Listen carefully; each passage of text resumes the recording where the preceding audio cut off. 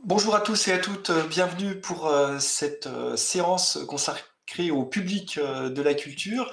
Je suis donc Olivier Thévenin, je suis le responsable du master médiation et création artistique et je vais immédiatement passer la parole au groupe d'étudiants du master 1 qui va modérer cette rencontre et qui va également donc présenter nos intervenants que je remercie par avance. Je reste pendant toute cette séance connecté, mais je serai invisible. Je vais couper ma caméra pour que cette modération se passe au mieux. Donc, je vous présente Isor Calvi, Anna Croiset, Marius Jacob et Lucie Ménager, qui sont les 4 étudiantes qui vont organiser cette rencontre.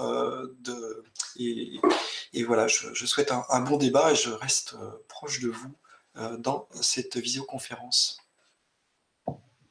Merci. Bonjour à toutes et à tous. Tout d'abord, merci d'être présents aujourd'hui avec nous à cette table ronde. Alors, il s'agit d'un travail collectif qui a été réalisé avec 9 autres étudiantes et étudiants du Master 1 Médiation et création artistique. Et donc, c'est une rencontre qui est organisée dans le cadre de la Semaine des Arts, des Semaines des Arts et Médias de la Sorbonne Nouvelle, qui est une semaine qui consiste à mettre en avant les travaux et réalisations des étudiants de l'UFR Arts et Médias, et qui se veut un moment d'échange, de rencontre et de discussion autour de différentes thématiques. Et aujourd'hui, nous nous retrouvons pour parler des publics de la culture et pratiques numériques à l'ère de la crise sanitaire. En effet, comme vous le savez, la culture a été affectée par les mesures sanitaires restrictives, notamment la fermeture des lieux culturels, qui ont dû se réadapter, se réinventer, trouver des alternatives pour maintenir une activité et pour maintenir aussi le lien avec les publics. Et donc, aujourd'hui, il sera question d'aborder plusieurs points, plusieurs questions autour de cette thématique, notamment comment la crise du Covid-19 a-t-elle transformé les méthodes de communication et l'implication du numérique dans le milieu du spectacle vivant? Est-ce que ce rapport au numérique semble-t-il avoir créé des changements sur le long terme? Comment cette crise a-t-elle transformé, comment a-t-elle poussé les médiateurs et médiatrices et professionnels de la culture à modifier aussi le rapport au public? Et comment la médiation a-t-elle été repensée? Qu'est-ce que ce passage au numérique a pu apporter aux structures culturelles? Voilà, c'est toutes ces questions, tous ces points qui vont être abordés aujourd'hui. Et pour tenter de répondre à ces questions, nous accueillons aujourd'hui 5 intervenantes et intervenants, notamment tout d'abord Amanda Koutouzis, qui est chargée des relations publiques à la Villette. Bienvenue. Stéphanie Grenon, qui est chargée des missions à l'ANRAT, l'Association nationale de recherche et d'action théâtrale. Bienvenue. Alice Hervé, pardon, qui est chef de projet relations publiques, champ social et théâtre de l'Odéon. Nous avons également Amandine Jaubert, qui est responsable des relations avec les publics au théâtre des quartiers d'Ivry. Bienvenue. Et enfin, nous avons Jean-François Millet, qui est directeur du théâtre de l'Étoile du Nord. Et je remercie aussi 3 étudiantes du Master de médiation et création artistique qui sont également présentes à cette table ronde et qui sont actuellement en alternance dans ces différentes structures culturelles. Nous avons Léa Chamuel-Latouche, Clara Orio et Léa Cazenave-Tapi. Voilà. Alors, je vais maintenant vous laisser présenter un peu plus précisément la structure dans laquelle vous travaillez respectivement, vos missions voilà, respectives. Et puis, je laisserai la parole à mes 3 autres camarades, Lucie, Marussia et Anna, ici présentes, pour la suite de la discussion. Juste une petite dernière chose pour celles et ceux qui nous regardent sur YouTube. N'hésitez pas à poser des questions via voilà, la plateforme. Nous y consacrerons un petit moment à la fin de la discussion. Voilà, donc je vous laisse la parole. Et puis, je peux donner la parole pour commencer, si vous le souhaitez, à Amanda Koutouzis. Voilà, si vous pouvez présenter un petit peu voilà, votre structure et votre mission au sein de la structure. Bonjour, avec plaisir, je suis ravie d'être là via l'initiative de Léa, qui est ici présente et qui est apprentie actuellement dans notre pôle. Donc, je travaille au pôle EAC de la Villette. Je suis à la Villette depuis très, très, très longtemps. J'y suis arrivée en stage, donc je compte plus les années, mais une bonne partie de ma vie, on va dire. C'était pas le pôle EAC à l'époque, ça s'appelait la promotion et diffusion. Et à l'intérieur de cette grosse structure, j'ai pu faire plusieurs mobilités et me retrouver depuis maintenant à peu près 5 ans dans ce pôle d'action culturelle, de relations avec les publics. Et plus particulièrement, je travaille avec les cibles de collèges, périscolaires, pratiques amateurs. Voilà. Très bien, merci beaucoup. Je laisse la parole à Stéphanie Grenon, si elle le souhaite. Bonjour, donc Stéphanie Grenon, je travaille à l'ANRAT, je suis chargée de mission, projet, administration, enfin, on est une toute petite structure, on est 2, 3/4 maintenant avec l'autre Léa, voilà, qui grâce à elle, on est là, elle nous a demandé de participer à cette table ronde. Donc l'ANRAT, c'est une association nationale, donc c'est Association nationale de recherche et d'action théâtrale. Cette association a été fondée en 1983 et elle est sous la tutelle aujourd'hui du ministère de la Culture et de l'Éducation nationale. Elle se veut être un petit peu l'interface entre le milieu de la culture et celui de l'Éducation nationale. Et on travaille avec un certain nombre, enfin en tout cas les quartiers d'Ivry et puis la Villette et l'Odéon de façon aussi bien en distanciel qu'en présentiel d'ailleurs. On prend repas, enfin c'est le sujet de cette table ronde. Donc on aura l'occasion de reparler. Super, merci à vous. Je vous laisse la parole à Alice Hervé, si vous souhaitez également.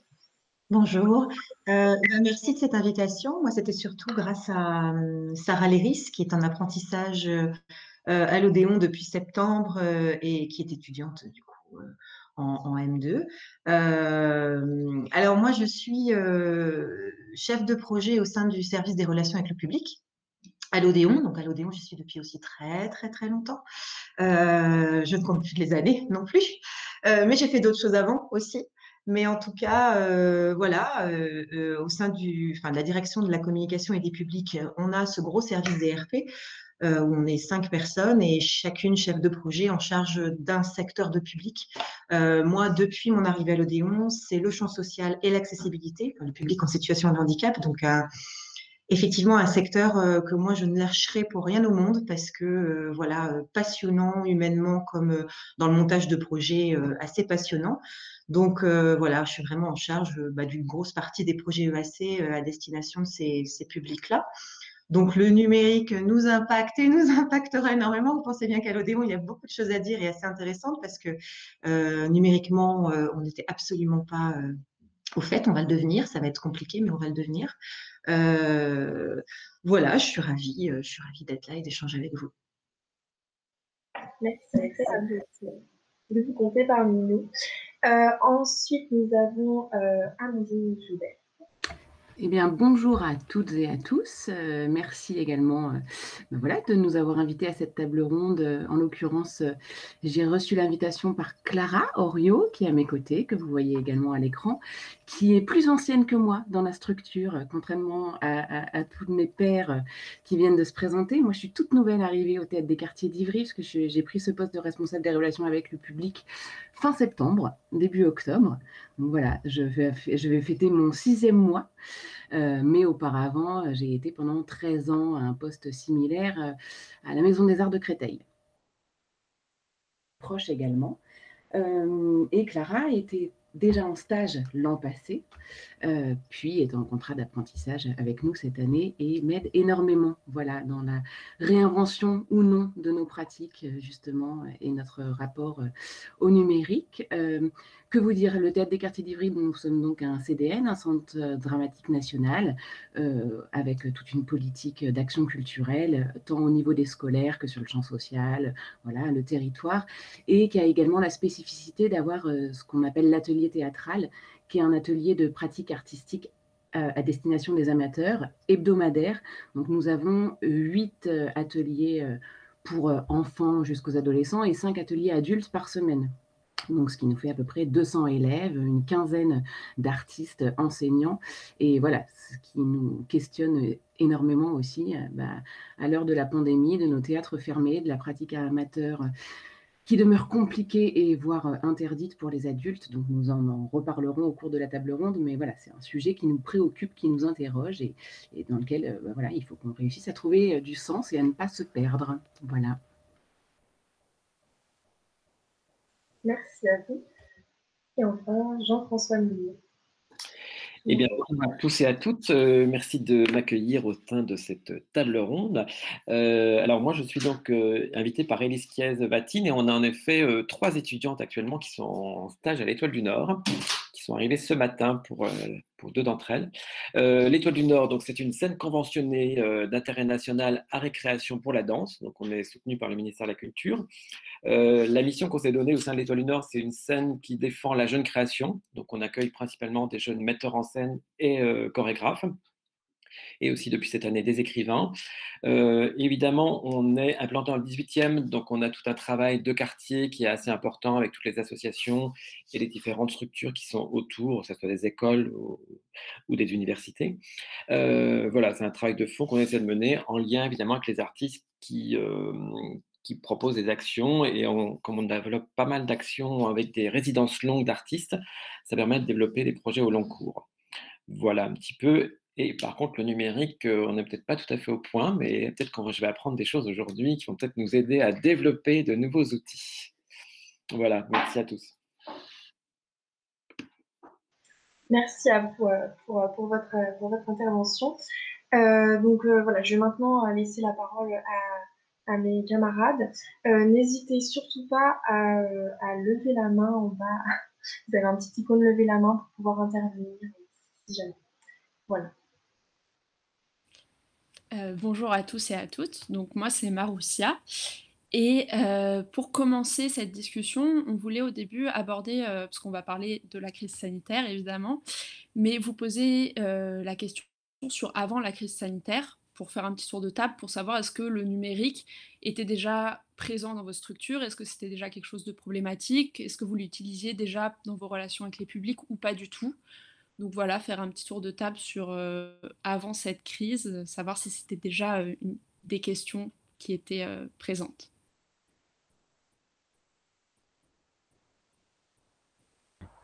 Je vais commencer par répondre. J'ai pas tout à fait bien présenté l'association tout à l'heure parce que nous ne sommes pas un théâtre. Et en fait, notre public, c'est des publics qui suivent surtout nos formations, qu'ils soient enseignants, artistes ou chargés de relations publiques. Et nous avions déjà commencé à nous poser la question, en tout cas de l'accessibilité à un certain nombre de contenus issus tant bien de nos formations que des rencontres qu'on pouvait organiser autour de thématiques, en filmant ces moments de rencontres afin de les mettre à disposition. Mais c'était quelque chose qui était à une toute petite échelle et qui, bien évidemment, a totalement changé au moment de la crise sanitaire et nous a conduit à repenser totalement même notre projet d'activité. On a pensé de nouveaux projets et on a aménagé des projets qui étaient déjà existants, comme on les avait présentés dans notre projet d'activité pour l'année 2020. Voilà. D'accord, merci beaucoup. Est-ce qu'il y a quelqu'un d'autre Si je peux parler pour le Théâtre des Quartiers d'Ivry, même si je n'étais pas là avant la crise sanitaire, moi j'arrive pendant.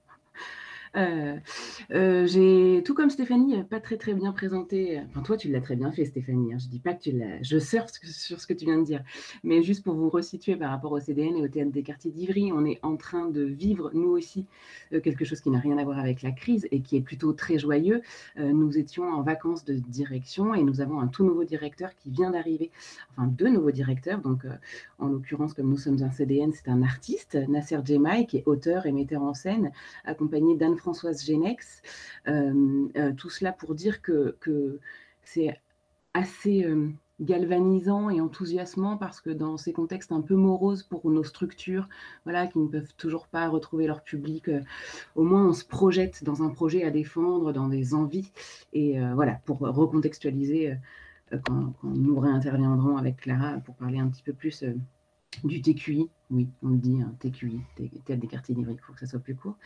En tout cas, auparavant, comme je pense bon nombre de structures ici, nous n'étions pas forcément, c'est pas l'histoire d'être à l'aise, mais le numérique faisait pas forcément partie de nos médiums pour aller à la rencontre de nos publics.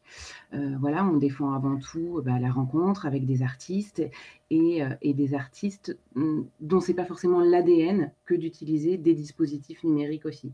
Donc, je sais que ça sera le sujet des points après. On a dû se réinventer, on a dû trouver des solutions, mais c'était pas forcément quelque chose qui était mis en avant dans nos pratiques. Voilà. Et vous allez voir à quel point je suis nulle avec le numérique, c'est qu'à chaque fois que je veux couper mon micro, je risque de couper la conversation. Donc j'espère que je ne vais pas m'en aller de la discussion. C'est bon, le petit micro, j'arrête. Si vous voulez, je rebondis. Je ne sais pas si vous voulez à chaque fois qu'on prenne le même ordre ou si on spontanément... Non, alors, vous pouvez y aller spontanément et si jamais il y a plein de personnes qui parlent en même temps, on verra à ce moment-là. Mais... Ça marche. Moi, je peux vous parler un tout petit peu de la Villette et de son rapport au numérique avant la crise, parce que de façon assez classique, comme beaucoup de structures d'institutions nationales, on est un établissement public et on utilisait essentiellement le numérique pour faire la promotion de notre saison culturelle, tout simplement, de façon assez classique. C'était, voilà, on avait entre 300 et 400 000 billets de spectacles à vendre par an. C'était quand même un défi assez important, plus des grosses expositions depuis l'arrivée de Didi Fusilier à échelle assez monumentale. Amandine, elle sait de quoi je parle. Et voilà, du coup, il y avait effectivement cet enjeu majeur de vendre, tout simplement, de façon un peu cash. C'était notre défi numéro 1. Du coup, alors on avait quelques rendez-vous peut-être un petit peu plus ludiques, plus conviviaux via les réseaux sociaux, des jardins rendez-vous, les jardins passagers, le parc pour promouvoir le développement durable, des choses comme ça, ou l'accès sur Little Villette, mais ça restait quand même une communication assez classique. Après, il y a un autre axe qui est l'axe microfolie, et là, il dépasse aussi la Villette. Et là, le projet Microfolie, je ne sais pas si vous l'avez en tête, mais c'est un peu une plateforme culturelle qui s'ancre dans les territoires. Et là, il y avait effectivement toute une dimension numérique à travers le musée numérique, mais qui est plus conçu comme un outil au sein des Microfolies, un outil de médiation, un outil de transmission avec une dizaine d'établissements culturels qui ont contribué, et à chaque fois, on va dire qu'il y a des nouveaux partenaires qui s'ajoutent.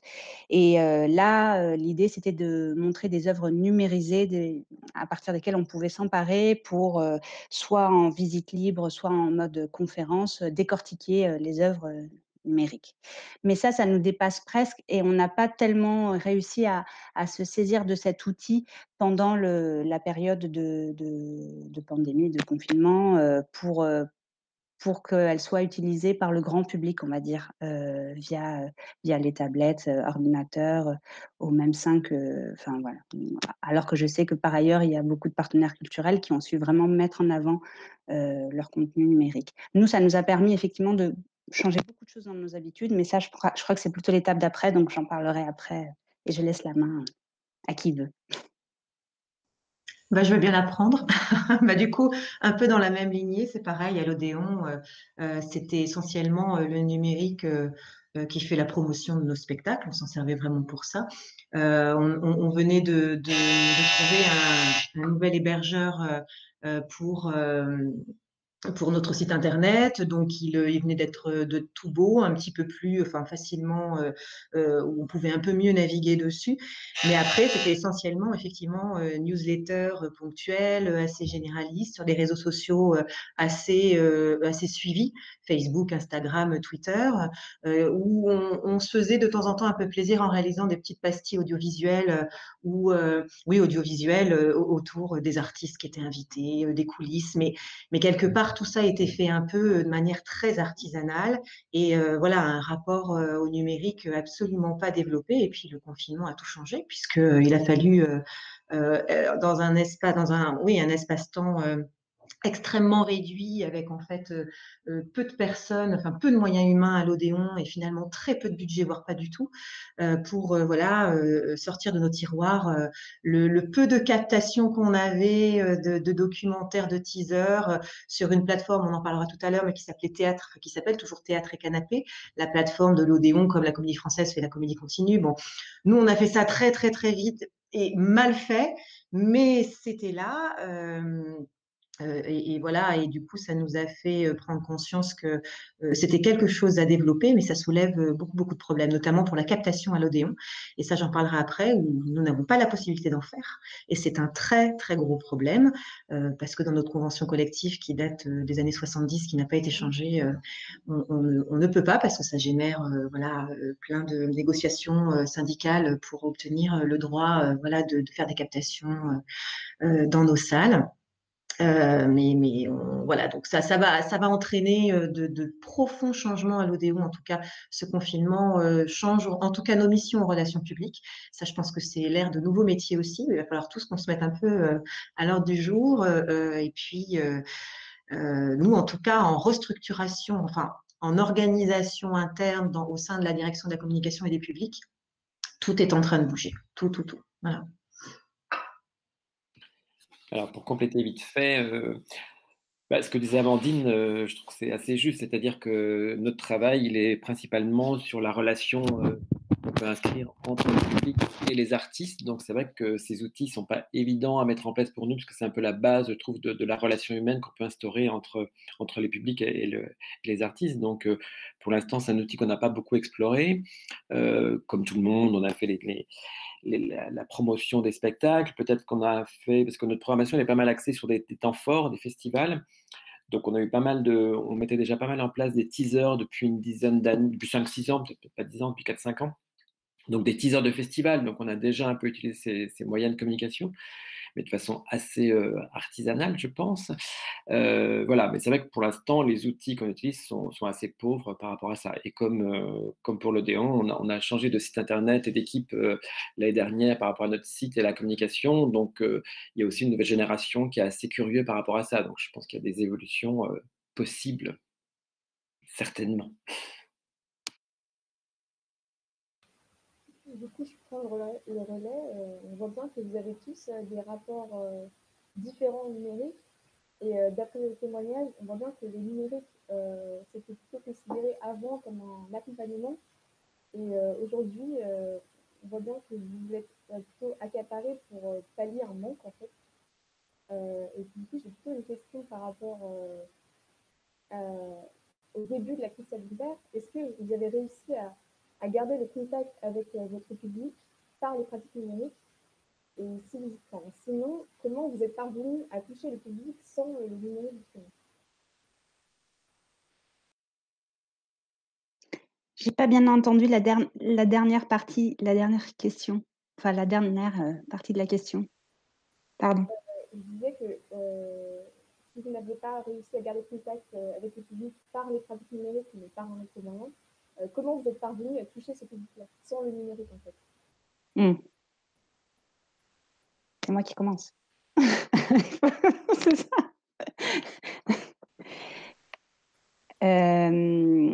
Alors, comment dire, je pense que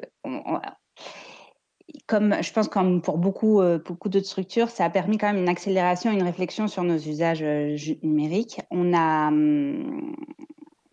dû quand même, dans un premier temps, poser la question au public, en fait. On va dire qu'on a deux pôles. c'est pas exactement comme ça, mais en gros 2 structures au sein des relations du public. L'une qui va s'adresser plutôt au public individuel via les newsletters, les échanges téléphoniques, etc. Et notre pôle qui va plutôt s'adresser au groupe. Et nous, on va dire qu'on a un rapport assez immédiat avec nos relais, les enseignants, les relais, les partenaires. Et du coup, ça va être, il n'y a jamais eu rupture de contact. Pour ce qui est du public individuel, il y a eu pas mal de petits questionnaires, sondages qui ont été faits dès le début pour savoir ce qu'ils étaient aussi, enfin quelles étaient leurs attentes par rapport au contenu numérique. Et il y a eu enfin, ça a été assez clair qu'ils attendaient des contenus pédagogiques, une dimension peut-être coulisses qu'on mettait pas forcément en avant. Tout ce qui pouvait être colloques, rencontres, ateliers, comment mettre en avant aussi les artistes, proposer des lives, beaucoup de choses qu'on ne faisait pas en gros. Donc ça a été assez utile parce que ça nous a permis de, ces constats nous ont permis aussi de nous dire, bon, on a cette communication numérique, jusqu'à maintenant, on mettait en avant effectivement la saison. Maintenant, comment on peut essayer d'inverser un peu les choses et de rendre plutôt visible l'invisible, quoi. Rendre visible les choses qu'on fait déjà finalement et qu'on n'a jamais arrêté de faire, sauf hormis effectivement le tout premier confinement où le parc était fermé, les grilles étaient fermées. Ça a été la première fois des 35 ans du parc, hein, où on a dû vraiment empêcher le public même de le traverser. Donc sur cette première période, ça a été assez compliqué. On a maintenu le lien avec nos relais, mais presque des liens voilà, amicaux pour voir comment on pouvait peut-être faire un atelier de danse en visio, enfin bon bref, des choses un peu chaotiques. Mais en tout cas, on a gardé le lien. Mais dès le moment où les grilles ont réouvert, et même si on n'était pas en capacité d'accueillir du public, on a vraiment essayé de voir comment rendre visible voilà, cette partie-là. Donc, ça veut dire les artistes, le travail en création des artistes, le travail de résidence. On a aussi voulu les rendre visibles via un dispositif, et là c'est hors numérique, un programme qui s'appelle Plein d'artistes. Et là, l'idée, c'était de pouvoir faire venir du public dans les répétitions des œuvres. Donc, ça voulait dire en plein air ou dans toutes les salles de la Villette, que ça soit au WIP, à la Maison de la Villette, jusqu'à la Grande Halle, pour 5 minutes, 1 heure, 2 heures, autant qu'ils veulent. Là aussi, l'idée, c'était de mettre en valeur plutôt le travail, non pas l'objet abouti, mais le travail des artistes. Et après, effectivement, on s'est mis à produire du contenu numérique. Alors, une quarantaine de capsules numériques sur les résidences d'artistes, sur le travail qu'on faisait en EAC, sur à chaque fois qu'on faisait des spectacles, des pop-ups, qu'on a fait les interventions impromptues dans l'établissement, à chaque fois qu'on faisait des ateliers ou des immersions, on a essayé qu'il y ait une certaine trace, une certaine traçabilité de ces moments-là pour mettre en valeur ce travail qui s'est jamais vraiment arrêté. Donc oui et non, on s'est servi du numérique, mais pas que. On a quand même pris le parti d'essayer de faire au maximum du présentiel quand même tant qu'on le pouvait, quoi. Donc le numérique est venu un peu en support à ça, mais ça n'est toujours ça n'a pas été l'essentiel de notre activité. L'essentiel de notre activité, c'était plutôt de détourner et de voir comment on peut, par exemple, programmer des spectacles là où les structures sont ouvertes, donc dans les écoles, dans les centres d'hébergement, dans les hôpitaux. On a essayé, mais pour l'instant, c'est un peu délicat. Mais voilà, où on peut, et de laisser une trace de ça et de se servir de ces traces pour les rendre voilà, lisibles sur nos plateformes et réseaux sociaux. Voilà.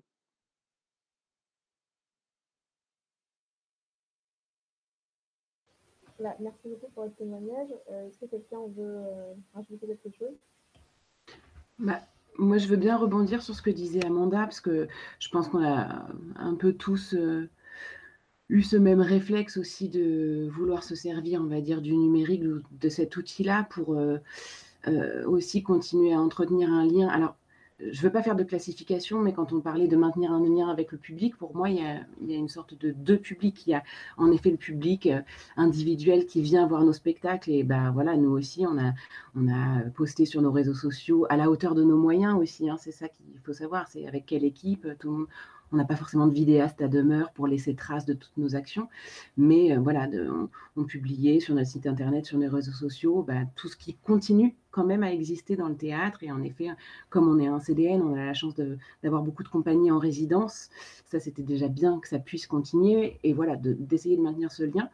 Après, il y a aussi le lien qu'on a pu maintenir avec notre autre public, même si je ne veux pas du tout faire de classification, mais en tout cas les bénéficiaires de nos actions, que ce soit à la fois les classes, nous les amateurs de l'atelier théâtral, les bénéficiaires des actions qu'on mène sur le champ social.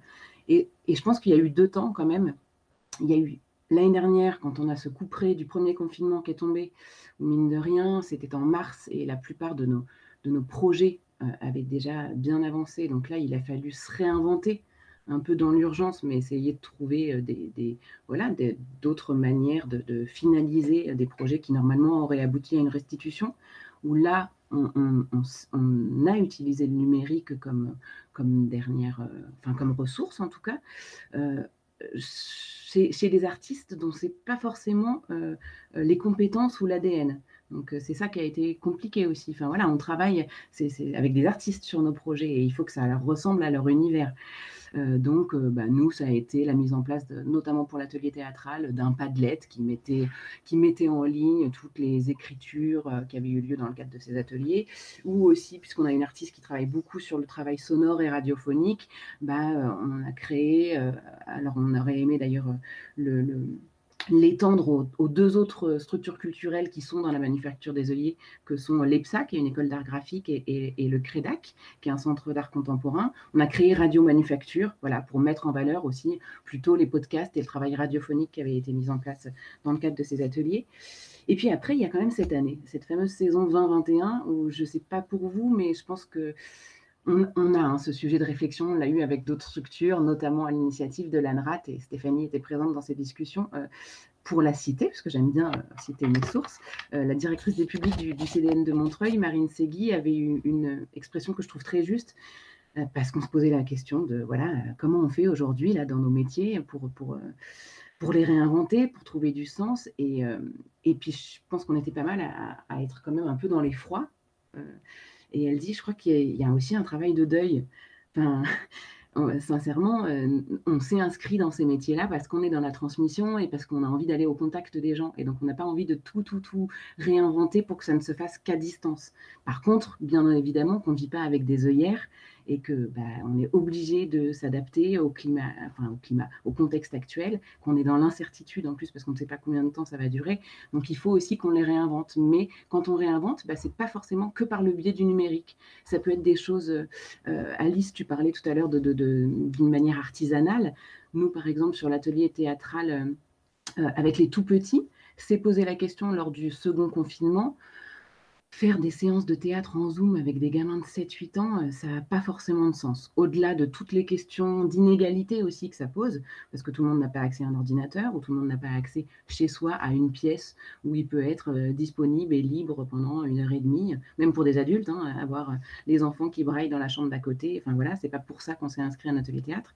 Toujours est-il que, pardonnez-moi, je digresse, pour ces tout petits, on s'est dit que ça n'avait pas de sens de maintenir des séances en Zoom, donc on a inventé un cahier de l'atelier. C'était une petite proposition assez ludique qui rebondissait sur ce qui se passait encore dans le théâtre et notamment les compagnies en résidence, et avec des jeux, et en fait on l'a renvoyé par la poste. C'est tout bête, mais c'est aussi revenir à des choses très, très simples, très artisanales, mais maintenir un lien entre eux et nous. Voilà, c'était un peu dans les solutions qu'on a pu trouver, qui ne sont pas forcément que de l'ordre des nouvelles technologies. Et comme vous le voyez, je ne suis pas très âgée, mais je ne suis pas méga à l'aise avec ça non plus. Mais ça questionne aussi ça. Ça questionne les artistes avec lesquels on travaille et nous-mêmes à l'endroit où on se situe. Et pour compléter ce que tu dis, Amandine, et je reviens à ce groupe de travail qui est pour l'instant est assez réduit, mais l'idée étant de réfléchir à ce qu'on peut faire avec les publics dans cette période de Covid. Et tout l'enjeu, pour nous, surtout pour les structures culturelles, mais nous, ANRAT, de cette position un peu à l'interface entre les deux, c'est de se questionner justement d'éviter le tout numérique, puisque il faut bien, on a tous en tête, et c'est pour ça qu'on a constitué ce groupe, c'est qu'on est dans le spectacle vivant. Et qui dit spectacle vivant, dit que la captation, et je reviendrai à notre première parce que ce n'est pas sans être en lien, notre première action des outils numériques autour de la captation, c'est de se dire que la captation, ça ne suffit pas, que la captation, c'est pas du spectacle vivant, que la captation, c'est un objet singulier et c'est pas du théâtre. Voilà. Et on part aussi de là, effectivement, pour compléter ce que disait Amandine par rapport aux outils numériques, et pour élargir peut-être aussi votre question, c'est qu'aujourd'hui, la question se pose pour éviter le tout numérique, c'est de passer par le téléphone, Enfin, on a parlé d'un certain nombre d'expériences, Amandine, je pense à Julien Daillère notamment, qui a monté différents projets, mais il y a la Colline, le théâtre de la ville aussi, où ils ont fait des tas de choses comme ça. Vous aviez des comédiens pendant le Covid qui téléphonaient. Enfin, il y a des tas d'initiatives où finalement ce groupe de travail ont réfléchi à comment justement ne pas tomber dans le tout numérique, d'essayer d'imaginer des formes hybrides, c'est-à-dire distanciel, présentiel. Mais le distanciel n'est pas forcément que le numérique. Enfin voilà, c'est une question qui est assez large. Et donc pour boucler la boucle et en revenir aux premières initiatives de l'ANRAT et comment nous, on a rebondi au moment de la crise, pendant le premier confinement, c'est de se dire qu'effectivement, tous les ans, en fait, on fait un gros séminaire à Avignon. Parce qu'en fait, toutes les formations, c'est ça peut-être aussi, je n'ai pas dit, l'ANRAT a plusieurs champs, dont un champ formation, et c'est de ça dont en fait je vais vous parler. C'est que tous les ans, on organise un gros séminaire à Avignon pendant le festival, avec le Festival d'Avignon. Il est bien évident que l'année dernière, quand on arrivait le mois d'avril, on s'est dit, il n'y aura pas de festival, qu'est-ce qu'on va faire?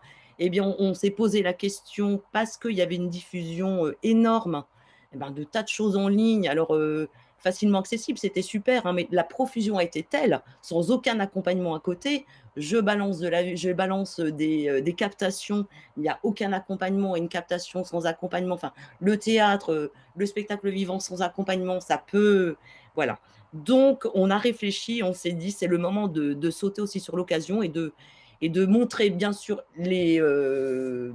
l'intérêt, les avantages de la captation, mais surtout de mettre en avant aussi ses limites et de définir que la captation, ça peut être un super support de travail, que effectivement la captation dans les scènes d'analyse comparée fait partie des épreuves du bac. Enfin, on peut trouver des tas de raisons qui font que la captation, il faut s'y intéresser de toute façon, mais quelles sont aussi ses limites.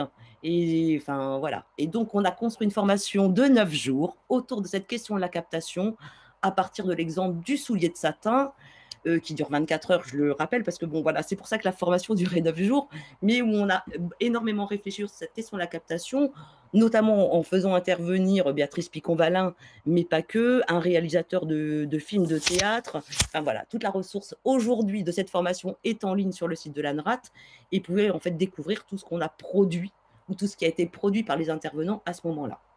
Et donc là, ça a été notre première façon de repenser le numérique, tout en mettant déjà en avant les dangers du numérique, en tout cas de la captation de théâtre. Voilà. Ok, je laisse la parole à Amanda, parce que j'ai vu que vous avez levé la main. C'était juste pour réagir par rapport à ce qu'a dit Amandine et Stéphanie par rapport au basculement vers le tout numérique.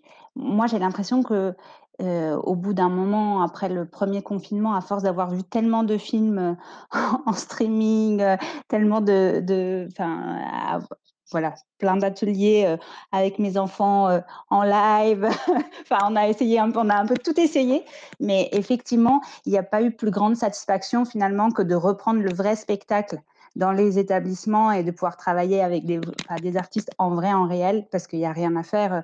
Ça sera effectivement. C'est pas pour rien qu'on fait ces métiers, je pense. Et on n'a jamais vécu aussi de façon aussi intense la réception dans les structures. C'est-à-dire que les enseignants, les artistes, les chefs d'établissement et les élèves, ou les publics en tout cas, quand c'était dans le milieu plutôt associatif, tous nous ont vraiment remerciés en nous disant que c'était de l'ordre du thérapeutique presque. Enfin voilà, que notre venue dans leurs établissements, ça amenait vraiment un bol d'oxygène et que ça arrivait à un moment assez nécessaire. Donc finalement, non seulement on ne peut pas complètement tout miser sur le numérique, mais en plus, ça donne encore plus, on se rend encore plus compte de à quel point c'est essentiel le travail qu'on fait en temps normal, quoi.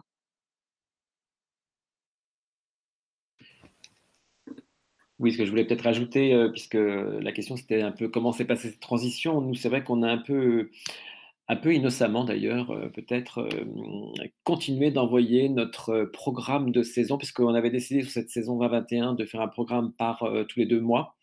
Donc, jusqu'au mois de février, je crois qu'on a continué d'envoyer notre plaquette à tous les publics pour essayer de leur montrer ce qu'on leur avait proposé, ce qu'on leur avait programmé, pour dire qu'on voulait rester en lien avec eux. Donc, on a eu pas mal de réactions de publics qui nous ont envoyé des petits mails en disant ah, c'est gentil de penser à nous, on est désespérés, tout ça. Enfin, tout ce genre de relation qui a gardé un premier lien avec le public qui était quand même assez forte. Et bon, on ne le fait plus maintenant parce que c'est aussi du gaspillage de papier et tout ça, donc on a un peu arrêté, mais c'était un peu innocemment en disant bon, on va essayer encore 1 ou 2 mois puisque des choses peut-être vont arriver. Maintenant, c'est un peu essoufflé de ça. Et puis, une autre initiative, alors là, qui concerne plus le tout public. C'est vrai qu'en décembre, j'en avais un petit peu marre de ne pas avoir de public à entrer dans la salle, puisqu'on a eu une expérience d'un spectacle jeune public qu'on a présenté devant uniquement des professionnels au mois de décembre. Donc, il y avait 0 enfant pour voir ce spectacle qui était trop technique pour pouvoir le montrer dans un autre cadre que sur le plateau du théâtre. Donc, à un moment, je dis, bon, en janvier, on est censé faire une rencontre avec 4 écrivains. Donc, j'ai demandé aux écrivains s'ils étaient d'accord d'aller chez les gens. Donc, en fait, on a envoyé notre newsletter, donc en effet, via le numérique, mais pour demander aux gens, est-ce que vous êtes prêts à nous accueillir chez vous pour qu'on puisse venir vous faire une lecture et une rencontre avec un écrivain. Donc, c'était assez chouette, en fait, cette rencontre. Je ne dis pas qu'on a eu 150 demandes, mais on avait quand même pas mal de demandes. Des gens qui ont été très heureux de nous accueillir chez eux. Donc, évidemment, le cadre était très strict puisqu'on arrivait à 2 et qu'il fallait être en gros à 6. Donc, on était à chaque fois à 6 personnes maximum. Mais ça a été des moments, enfin moi j'en ai vécu plusieurs, et c'est des moments assez forts de voir comment le public avait envie de dialoguer, et du coup ce dialogue un peu privilégié avec des artistes de tête à tête quasiment. Donc là c'est presque du cas par cas, mais voilà, nous comme on est une plus petite structure, on peut se permettre de travailler un petit peu à cette échelle-là aussi, quoi. Mais c'était un moment qui m'a beaucoup plu et qui m'a donné plutôt des envies pour la suite. Alors pour nous, je reprends exactement tout ce que vous dites. Nous, on a, comme je le disais tout à l'heure, dès le mois de mars 2020, mis en place très très très vite cette petite plateforme numérique Théâtre et Canapé, où c'est essentiellement que des captations, des vieilles captations, des spectacles de notre directeur Stéphane Braunschweig lorsqu'il était directeur au TNS, à la Colline. Il y avait beaucoup de choses, mais il n'y avait que du Stéphane Braunschweig principalement. Mais c'était déjà ça, c'était très bien. On ne savait pas quoi mettre d'autre. Et puis au bout d'un moment, quand on a fini par faire le fond des tiroirs, on n'avait plus rien à mettre. Et donc on arrivait déjà pour la réouverture en septembre. On réouvre, mais de toute façon, on se dit que on ne savait pas encore que tout allait s'écrouler de nouveau en novembre. Il fallait inventer, comme ce que vous disiez tout à l'heure, une manière de montrer ce qui se passe dans la maison, derrière le spectacle, tout ce qu'on ne faisait pas en fait assez avant. Donc en novembre, on referme et là, on s'est dit, bon, alors cette plateforme Théâtre et Canapé, il faut absolument qu'elle soit nettoyée. Qu'est-ce qu'on va mettre dessus? Donc on s'est dit, bon, à l'Odéon, tous les ans, on a 5 artistes associés. Donc là, il se trouve qu'on espérait qu'en janvier, on réouvre. Donc entre janvier et juin, on avait quand même Christiane Jataï, la création de Stéphane Braunschweig, Tiffaine Raffi, Christophe Honoré, donc quand même des grands metteurs en scène. Ils viennent tous créer du coup presque leur spectacle à l'Odéon parce qu'ils ne pouvaient pas le créer avant ici, donc ça décalait aussi leur venue et leur création se faisait chez nous, donc c'était super. Donc il y avait tout un travail à faire avec les ateliers de construction de décors chez nous qui sont assez fabuleux. Tout cet envers du décor qu'on ne montre pas beaucoup à l'Odéon d'ailleurs, pas du tout sur le numérique. On a commencé à le faire avec la création de Stéphane Braunschweig qui du coup a créé son spectacle. Ils ont répété, parce que pendant le confinement, nous, on avait le droit, mais comme vous, de répéter, les acteurs travaillaient, toutes nos actions EAC, en fait, nous, on travaillait grâce à l'EAC d'ailleurs, tout avait lieu ailleurs, la tournée des petites formes dans les lycées, un hôpital, plein de choses. Donc, il fallait se servir de cette plateforme Théâtre et Canapé pour raconter tout ce qui se passait dans la maison à ce moment-là et montrer que, non, on travaille toujours et qu'il y a quand même du boulot, même si le théâtre est fermé, quoi. Donc, on se dit, on va mettre en place des petits épisodes sur comment se crée un spectacle de A à Z à l'Odéon. autour de la création de Stéphane Braunschweig. Alors, il faut savoir que dès qu'on a lancé cette plateforme Théâtre et Canapé, les captations, en fait, étaient très peu vues. Hein, les gens n'avaient rien à faire. C'était un petit peu regardé, mais comme vous le disiez tout à l'heure, même moi, enfin, on ne regarde pas du théâtre sur un écran, ça ne fonctionne pas. Et nous, notre direction, enfin, Stéphane Braunschweig, en l'occurrence, n'est absolument pas à l'aise avec ça. Et enfin, ça se comprend, je veux dire, c'est du spectacle vivant, c'est fait pour être là, c'est fait pour être vu, c'est fait pour le vivre pleinement, en vrai. Donc voilà, l'idée c'est de montrer l'envers du décor, tout ce qui peut, toute la chaîne de fabrication d'un spectacle qui est assez fabuleuse à raconter. Et du coup maintenant, cette plateforme Théâtre et Canapé va être conçue un peu comme un magazine. On va le conserver sur vraiment le long terme et je ne sais pas à quelle fréquence, mais en tout cas plusieurs numéros consacrés à un artiste avec toutes les étapes de fabrication d'un spectacle. Et une partie de mes collègues, 2-3 de mes collègues ont aussi proposé, et c'était vraiment force des relations publiques, une visite scénarisée de l'Odéon, qui du coup va être mise en ligne, elle devait être mise en ligne demain, en direct live sur Facebook, justement, parce qu'on essaie de s'approprier aussi ces outils. Bon, ce sera repoussé, parce que vous savez qu'en ce moment, l'Odéon est assiégé. Enfin, on nous a tous demandé de retourner travailler chez nous hier après-midi. Hein, voilà, on est venu nous chercher. Donc, rebelote à la maison pour d'autres raisons. Mais en tout cas, voilà, l'idée, c'est de poursuivre, vraiment sur de long terme ce travail-là. Et on a une bonne nouvelle concernant ces captations qui n'était pas possible à l'Odéon jusque-là. France TV a mis en place cette chaîne Culture Box. Et donc, nous, Stéphane Braunschweig avait conçu un spectacle Iphigénie de Racine qu'il a créé en octobre, qui a pu être joué. C'était vraiment le dernier spectacle avant fermeture. On a décidé de le remonter et que les comédiens le rejouent pour une captation exceptionnelle pour Culture Box et après pour France 5, voire peut-être Arte, à partir du mois d'avril. Donc ça, c'est un peu le truc voilà, où on a réussi, après de longues négociations avec les différents syndicats à l'Odéon. Mais il n'est pas dit que nous pourrons poursuivre les captations à l'Odéon pour la suite. Là, c'est encore d'autres négociations, donc compliqué, mais voilà, un peu pour un rapide panorama de ce que l'on… après, on n'est pas les meilleurs élèves à l'Odéon, je le dis en étant complètement transparente, mais de toute façon, on peut le voir aussi. Hein. Moi, je pense par exemple, vous demandiez une recommandation d'autres…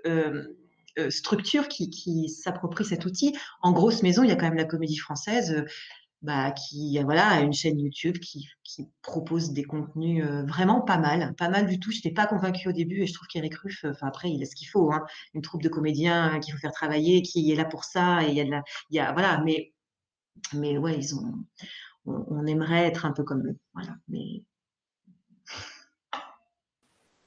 Mais Alice, nous, on est nombreux à avoir trouvé que le terme de moi, je trouvais que l'Odéon, ils étaient tout à fait exemplaires, hein, si ça peut te rassurer. Dès le début, c'était cité en exemple aussi, donc voilà. Oui, je sais, mais il y avait une frustration de notre part au sein de l'équipe des relations publiques qui, si tu veux, s'est retrouvée au mois de mars avec zéro activité. À se dire, on passe notre temps à reporter, mais une fois qu'on a remboursé les gens, qu'on a reporté nos projets, qu'est-ce qu'on fait? Donc, on avait une envie, des projets plein la tête, de vouloir faire plein de trucs, une direction au-dessus qui était pas du tout dans cette même logique, temporalité. Donc, oui, on a un peu ramé pour proposer des choses, et puis on a été très limité d'un point de vue moyen humain et en fait et de budget de temps, en fait, surtout de montage, de vidéos, de choses comme ça. Parce que ce que j'ai pas dit aussi, c'est que dans la direction de la com et des publics, il n'y a qu'une seule personne qui s'occupait du numérique, qui s'occupe toujours du numérique, des réseaux sociaux, de tout. Donc, on a mis en place une cellule numérique avec toujours une personne et demie. Mais voilà, il faut une énorme équipe pour faire ce travail-là. On ne peut pas faire ça nous-mêmes. Et nous, les RP, on n'est pas du tout formés pour faire ça. Moi, je ne sais pas faire du montage. À la limite, je peux tenir une caméra, mais enfin, voilà, on ne fait pas ça comme ça. Donc, on s'en est très bien sortis. Franchement, je trouve qu'on s'en est très bien sortis. On est assez fiers de nous, mais on peut quand même toujours faire mieux. Une maison comme l'Odéon, je pense, peut encore… on va le faire. Mais voilà, c'est long. Et tout dépend aussi de la direction. Je pense que si tu as une direction dessus qui impulse beaucoup de choses, voilà,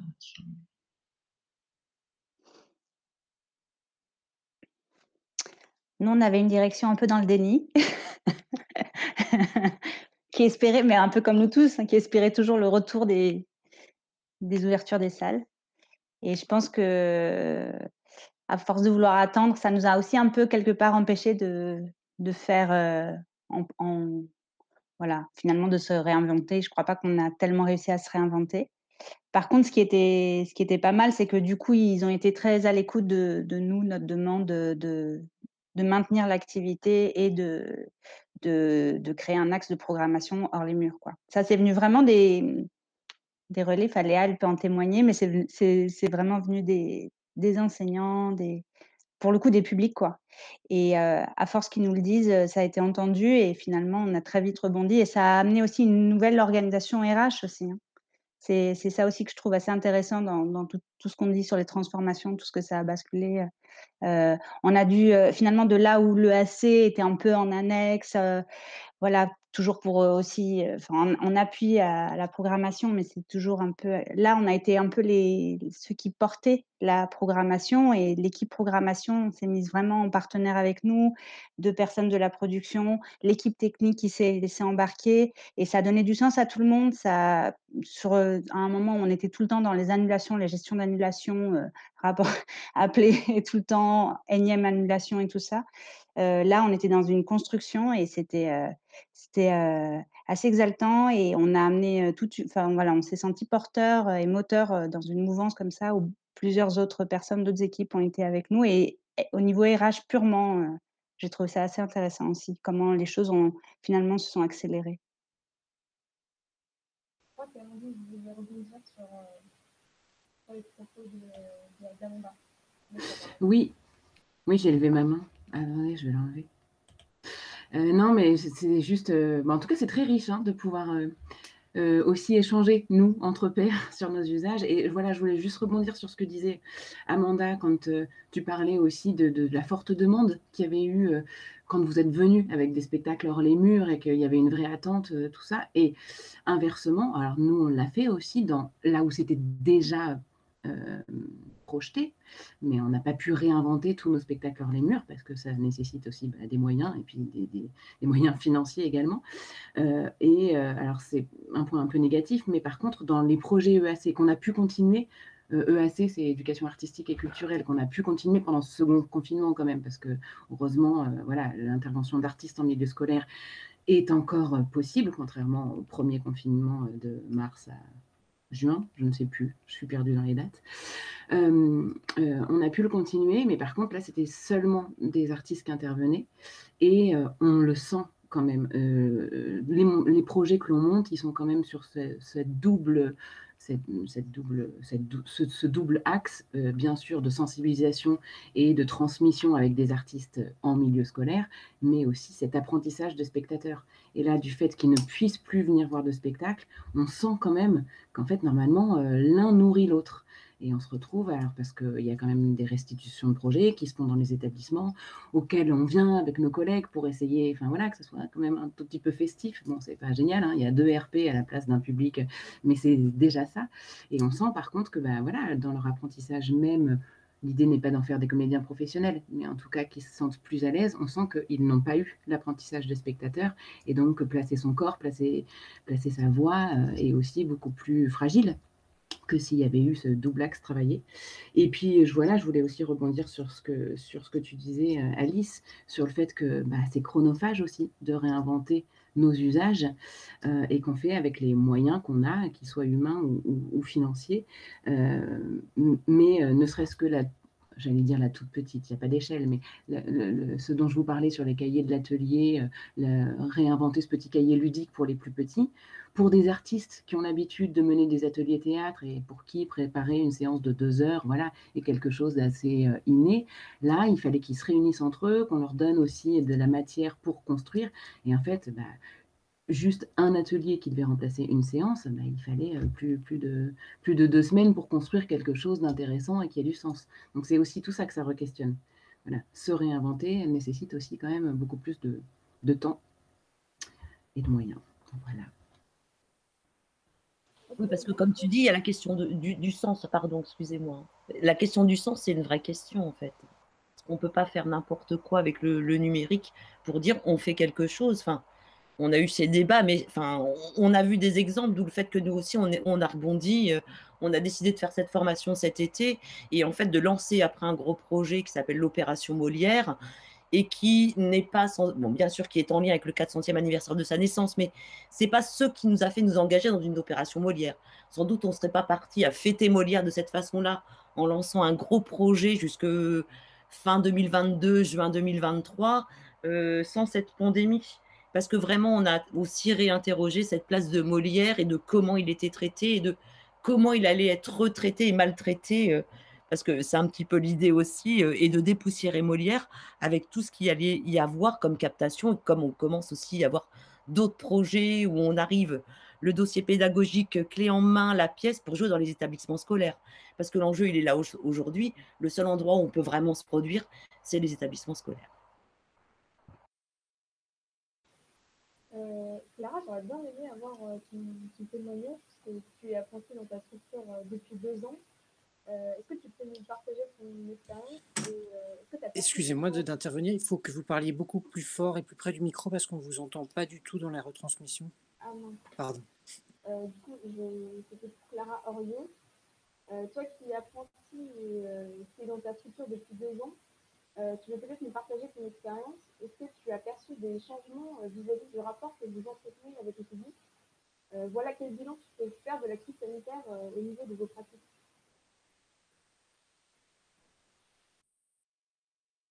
Alors, bonjour, vous m'entendez? Alors effectivement, gros bouleversement, bien sûr, comme tout le monde. Comme Amandine le disait, c'était un petit peu compliqué en fin d'année dernière, notamment pour la restitution des différents projets, que ce soit les projets scolaires et même les projets de l'atelier théâtral. Donc, on a mis en place ce fameux Padlet qui permettait un peu d'essayer de construire, de fabriquer autrement que de se produire directement sur scène grâce à des capsules vidéo, du son, des images, des textes, etc.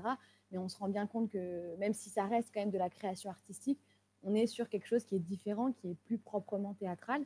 Donc déjà, à cet endroit-là, ça bouscule aussi les pratiques pour les artistes et évidemment pour les publics.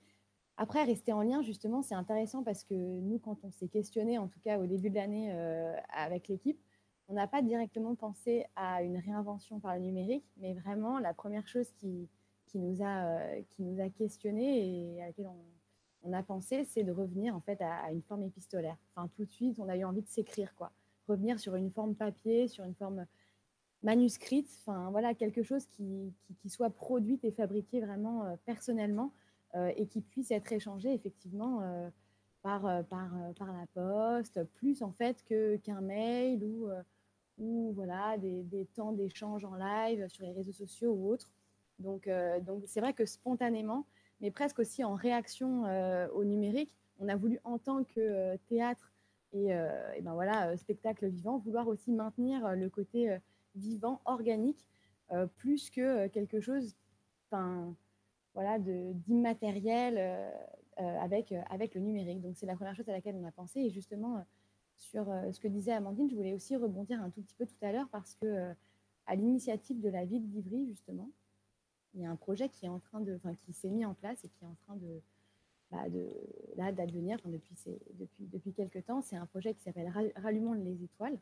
Et en fait, c'est différents acteurs culturels de la ville d'Ivry qui se sont mobilisés pour continuer en fait à créer, à aller à la rencontre du public et en fait tout simplement à aller dans la rue. En fait, ça a commencé par les chariots d'Ivry, donc ça c'était à la fin du premier confinement. En fait, à défaut d'avoir des lieux culturels ouverts, et ben c'est plus les spectateurs qui vont aller dans les lieux, mais c'est plus les artistes qui vont se déplacer dans les rues pour aller à la rencontre non plus des spectateurs, mais des habitants. Et là encore, j'ai l'impression que c'est presque aussi une revendication et une conviction aussi presque politique de se dire qu'en fait, c'est ce côté humain, physique, de création en live qui nous manque et qu'on a absolument envie de faire perdurer par tous les moyens en allant un petit peu dans tous les interstices presque de la loi pour continuer, là en l'occurrence, dans un centre commercial, derrière une vitrine d'un fleuriste, ben, voilà, de répéter en plein air. Et puis donc, pour les artistes, de pouvoir continuer à avoir un espace dédié pour créer, et aussi pour les habitants / spectateurs, d'avoir aussi une bouffée d'oxygène artistique qui se passe en vrai, quoi. Et donc ça, c'est un vrai besoin. Donc la grande question, l'éternelle question, c'est est-ce que vraiment, est-ce que c'est possible de réinventer le théâtre en tant que tel, et ces pratiques-là et ces relations qui, en fait, avant même d'être artistiques, sont des relations sociales et humaines dont on manque tous. Et voilà, donc c'est vrai qu'il y a eu évidemment des bouleversements depuis l'année dernière où on pouvait jouer, et encore, hein, on s'est quand même arrêté de jouer au mois de mars. Donc malgré tout, on a eu une saison déjà arrêtée sur le vif. Mais voilà, en fait, plus que de la réinvention numérique, c'est vraiment le côté proprement humain et physique qui continue à nous porter et qu'on essaie de valoriser, même si voilà, on s'appuie quand même toujours sur les nouvelles inventions numériques. Et là, en l'occurrence, on est hyper friand de toutes les choses que vous êtes en train de proposer. Moi, j'ai déjà fait ça. C'est hyper enrichissant. Voilà. Merci beaucoup. Justement, pour rebondir sur ce côté assez humain du spectacle vivant, mais aussi collectif au final, il y a quelque chose de social et de collectif d'aller voir un spectacle. Et du coup, en contraste de ça, les pratiques numériques, c'est quand même quelque chose de beaucoup plus individuel. C'est chez nous, dans notre canapé. Donc, comment est-ce que vous avez réussi ou essayé de garder ce côté un peu social et collectif du spectacle vivant avec vos publics, ou essayer de trouver des moyens d'utiliser ce côté plus intimiste et individuel par les pratiques numériques? Alors, nous, en ce qui nous concerne et par rapport au public qu'on touche, à savoir surtout des enseignants, des artistes, des chargés de relations publiques, enfin les médiateurs dans leur ensemble, pour le coup, on a fait beaucoup l'outil Zoom s'est révélé être en fait un outil qui, malgré ce médium, n'a pas du tout empêché la convivialité. On s'en est rendu compte très rapidement. Alors, il ne faut pas que les temps durent trop longtemps, hein, 2 heures et demie, c'est bien le maximum pour une formation, enfin un module de formation. Mais le fait de se connecter à un quart d'heure, 20 minutes avant le moment T où ça doit commencer, ça a permis aux gens de développer il y a eu plein de discussions informelles qui se sont développées tous les jours, je pense, surtout cet été, 9 jours de suite. Non, ils ont eu un dimanche de congé. Donc, ce n'était pas tout à fait 9 jours de suite, mais ça durait sur 9 jours, sur 10 jours. Ça a permis vraiment de développer, on ne s'y attendait pas, mais ça a vraiment développé une convivialité entre les stagiaires. Vraiment. On a été assez surpris, mais comme quoi, malgré tout, Zoom, et ça, je vous dis, cet été, ils étaient 52 inscrits. Au mois d'octobre, à la formation sur Molière, ils étaient 95. Donc là, on est encore sur une autre dimension de… Alors, la convivialité n'était pas tout à fait la même à 95, c'est vrai. Mais il y avait ce temps tous les jours où les mêmes se connectent plus tôt, discutent, boivent un café, échangent, et ça a quand même permis ça. Voilà. C'est pas négligeable.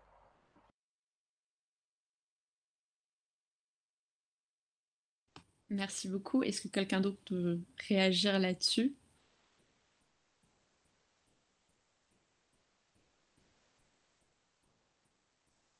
Sinon, on peut passer à une question plus, vous en avez aussi un petit peu parlé, mais sur les artistes, par rapport aux artistes eux-mêmes, qui ne sont pas du coup à la base des artistes qui travaillent avec le numérique forcément. Donc dans le processus des créations, est-ce que quelque chose a été réinventé avec eux? Est-ce qu'eux sont venus avec des propositions, ou est-ce que vous avez réussi à trouver des nouvelles propositions avec eux directement?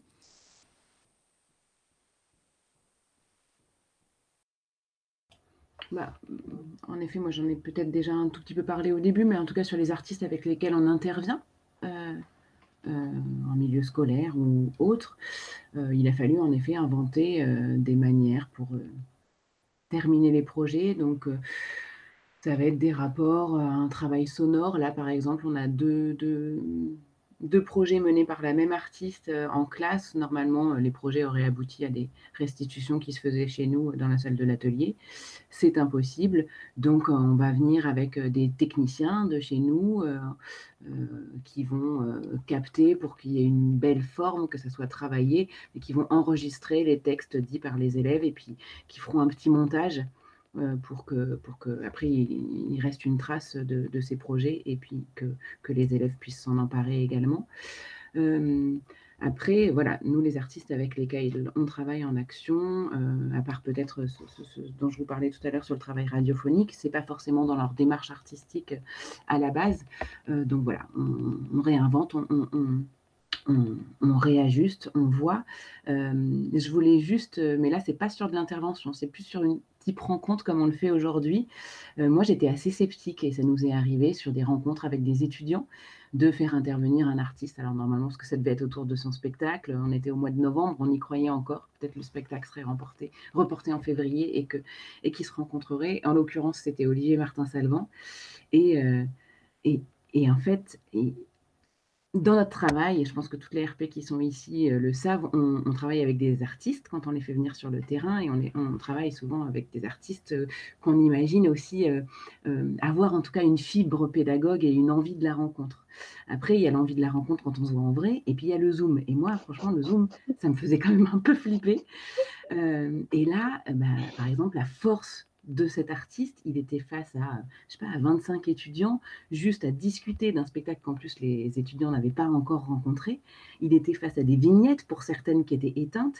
Il a réussi, au bout d'1h30 de rencontre, à choper, à avoir juste à la réaction de quelques étudiants, et à aller happer. Et je me dis, waouh, chapeau quand même, hein.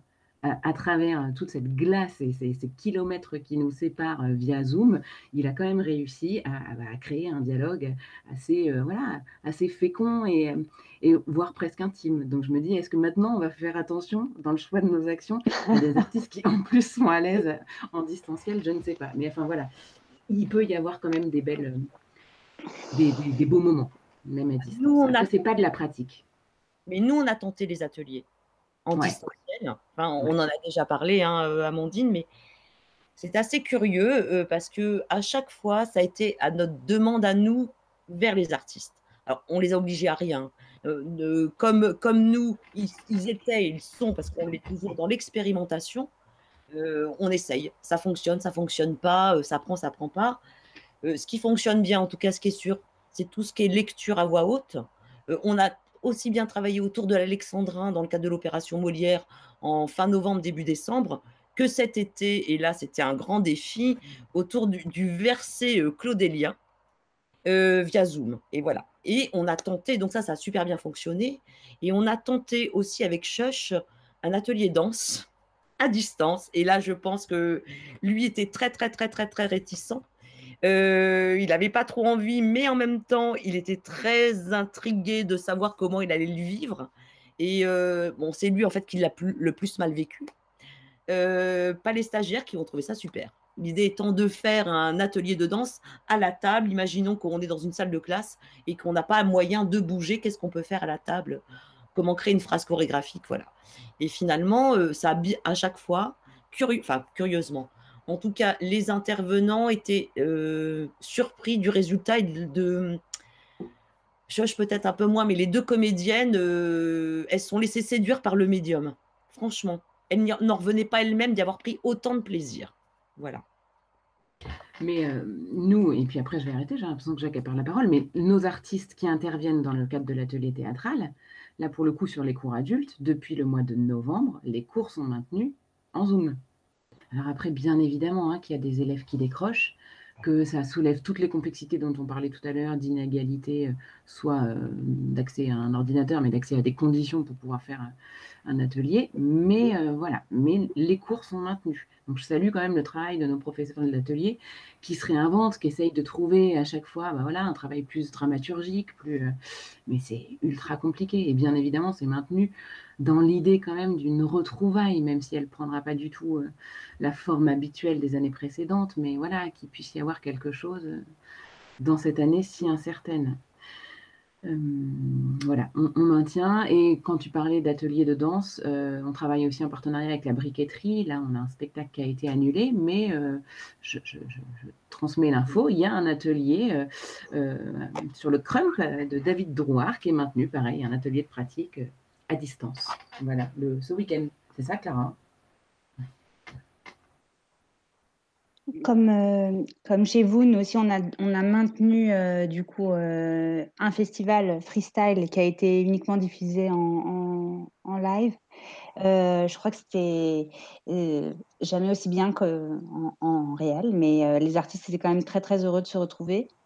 Et là, par rapport à ta question de comment on leur demande de retravailler aussi, il y a une exposition qu'on va monter comme si elle allait être présentée au grand public, ce qui ne va pas être le cas. C'est l'exposition 100% qui est consacrée à la jeune création contemporaine. Et là, effectivement, les chargés de projet demandent aux artistes d'imaginer des rencontres, des performances, des podcasts, des choses comme ça qui vont se passer in situ et filmées, et aussi en plein air. Du coup, voilà, là, ça va être un peu laissé à partir du 31 mars, mais j'ai envie de dire ça s'y prête plus parce que c'est aussi des artistes d'art contemporain qui sont peut-être plus encore sensibilisés à ces questions-là. Je sais pas, peut-être que je dis des grosses bêtises, mais voilà, c'est un peu différent. Et pour ce qui est du spectacle vivant, quand on a demandé, donc cette fois-ci pas dans le numérique, mais de maintenir l'activité, de proposer à nos artistes en résidence, enfin ça s'appelle Initiative d'artistes, de proposer leur spectacle dans les établissements, ils ont dû évidemment réadapter un tout petit peu, enfin pour certains un tout petit peu, pour d'autres beaucoup, leur spectacle.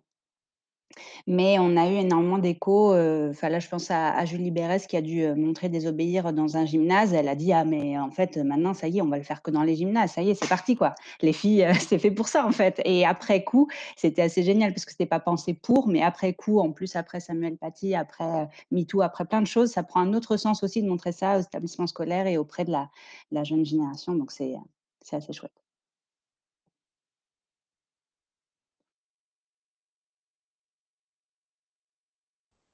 Peut-être Jean-François Muniz au théâtre de l'Étoile du Nord. Est-ce que vous avez créé quelque chose avec les artistes durant cette période ou pas du tout? Enfin, comment vous avez gardé le lien? Nous, c'est vrai comme on a une toute petite équipe, on est 7 permanents, donc c'est une équipe très très légère. On a principalement axé les artistes, leur travail de création. Donc évidemment, le plateau était à disposition. Donc là, depuis le 1er novembre, le plateau est occupé en permanence. Et en fait, ce qu'on a vraiment mis en avant, c'est les présentations professionnelles.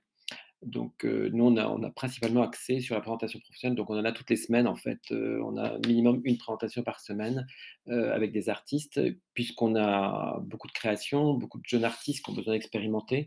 Donc on a favorisé en fait la mise à disposition du plateau sur des périodes des fois un peu plus longues pour leur permettre de travailler à la fois la technique et la présentation. Donc là, on en a encore une vendredi, toutes les semaines, il y en a une avec les artistes. Mais c'est vrai qu'on a très peu réussi à mettre en place des actions sur le terrain. Enfin, il y a quelques trucs, évidemment, quelques actions qui se passent, évidemment, sur le terrain, dans les écoles et tout ça. Mais on est resté dans un schéma assez traditionnel, on va dire, de la façon dont on a mis en place ces actions, quoi. Voilà. Merci. Je passe à autre chose, mais je pense qu'il y a une réflexion qui peut se poser par rapport à propos de l'élargissement du public, parce que le virtuel, ça peut être l'accès à l'art pour tous tout le temps. Ça permet d'élargir le public, de toucher des publics qui jusqu'ici ne pouvaient pas se rendre au théâtre, par exemple. Seulement, je trouve que ça pose une question parce qu'il ne faudrait pas qu'il y ait d'un côté ceux qui aient pu avoir accès à l'œuvre avant, ou du moins avoir eu l'expérience du lieu, de la scène, de se rendre physiquement dans le lieu, et de ceux qui n'ont jamais pu avoir accès à l'œuvre ou qu'un accès virtuel. Je pensais, Alice Hervé, qu'est-ce que vous en pensez par exemple?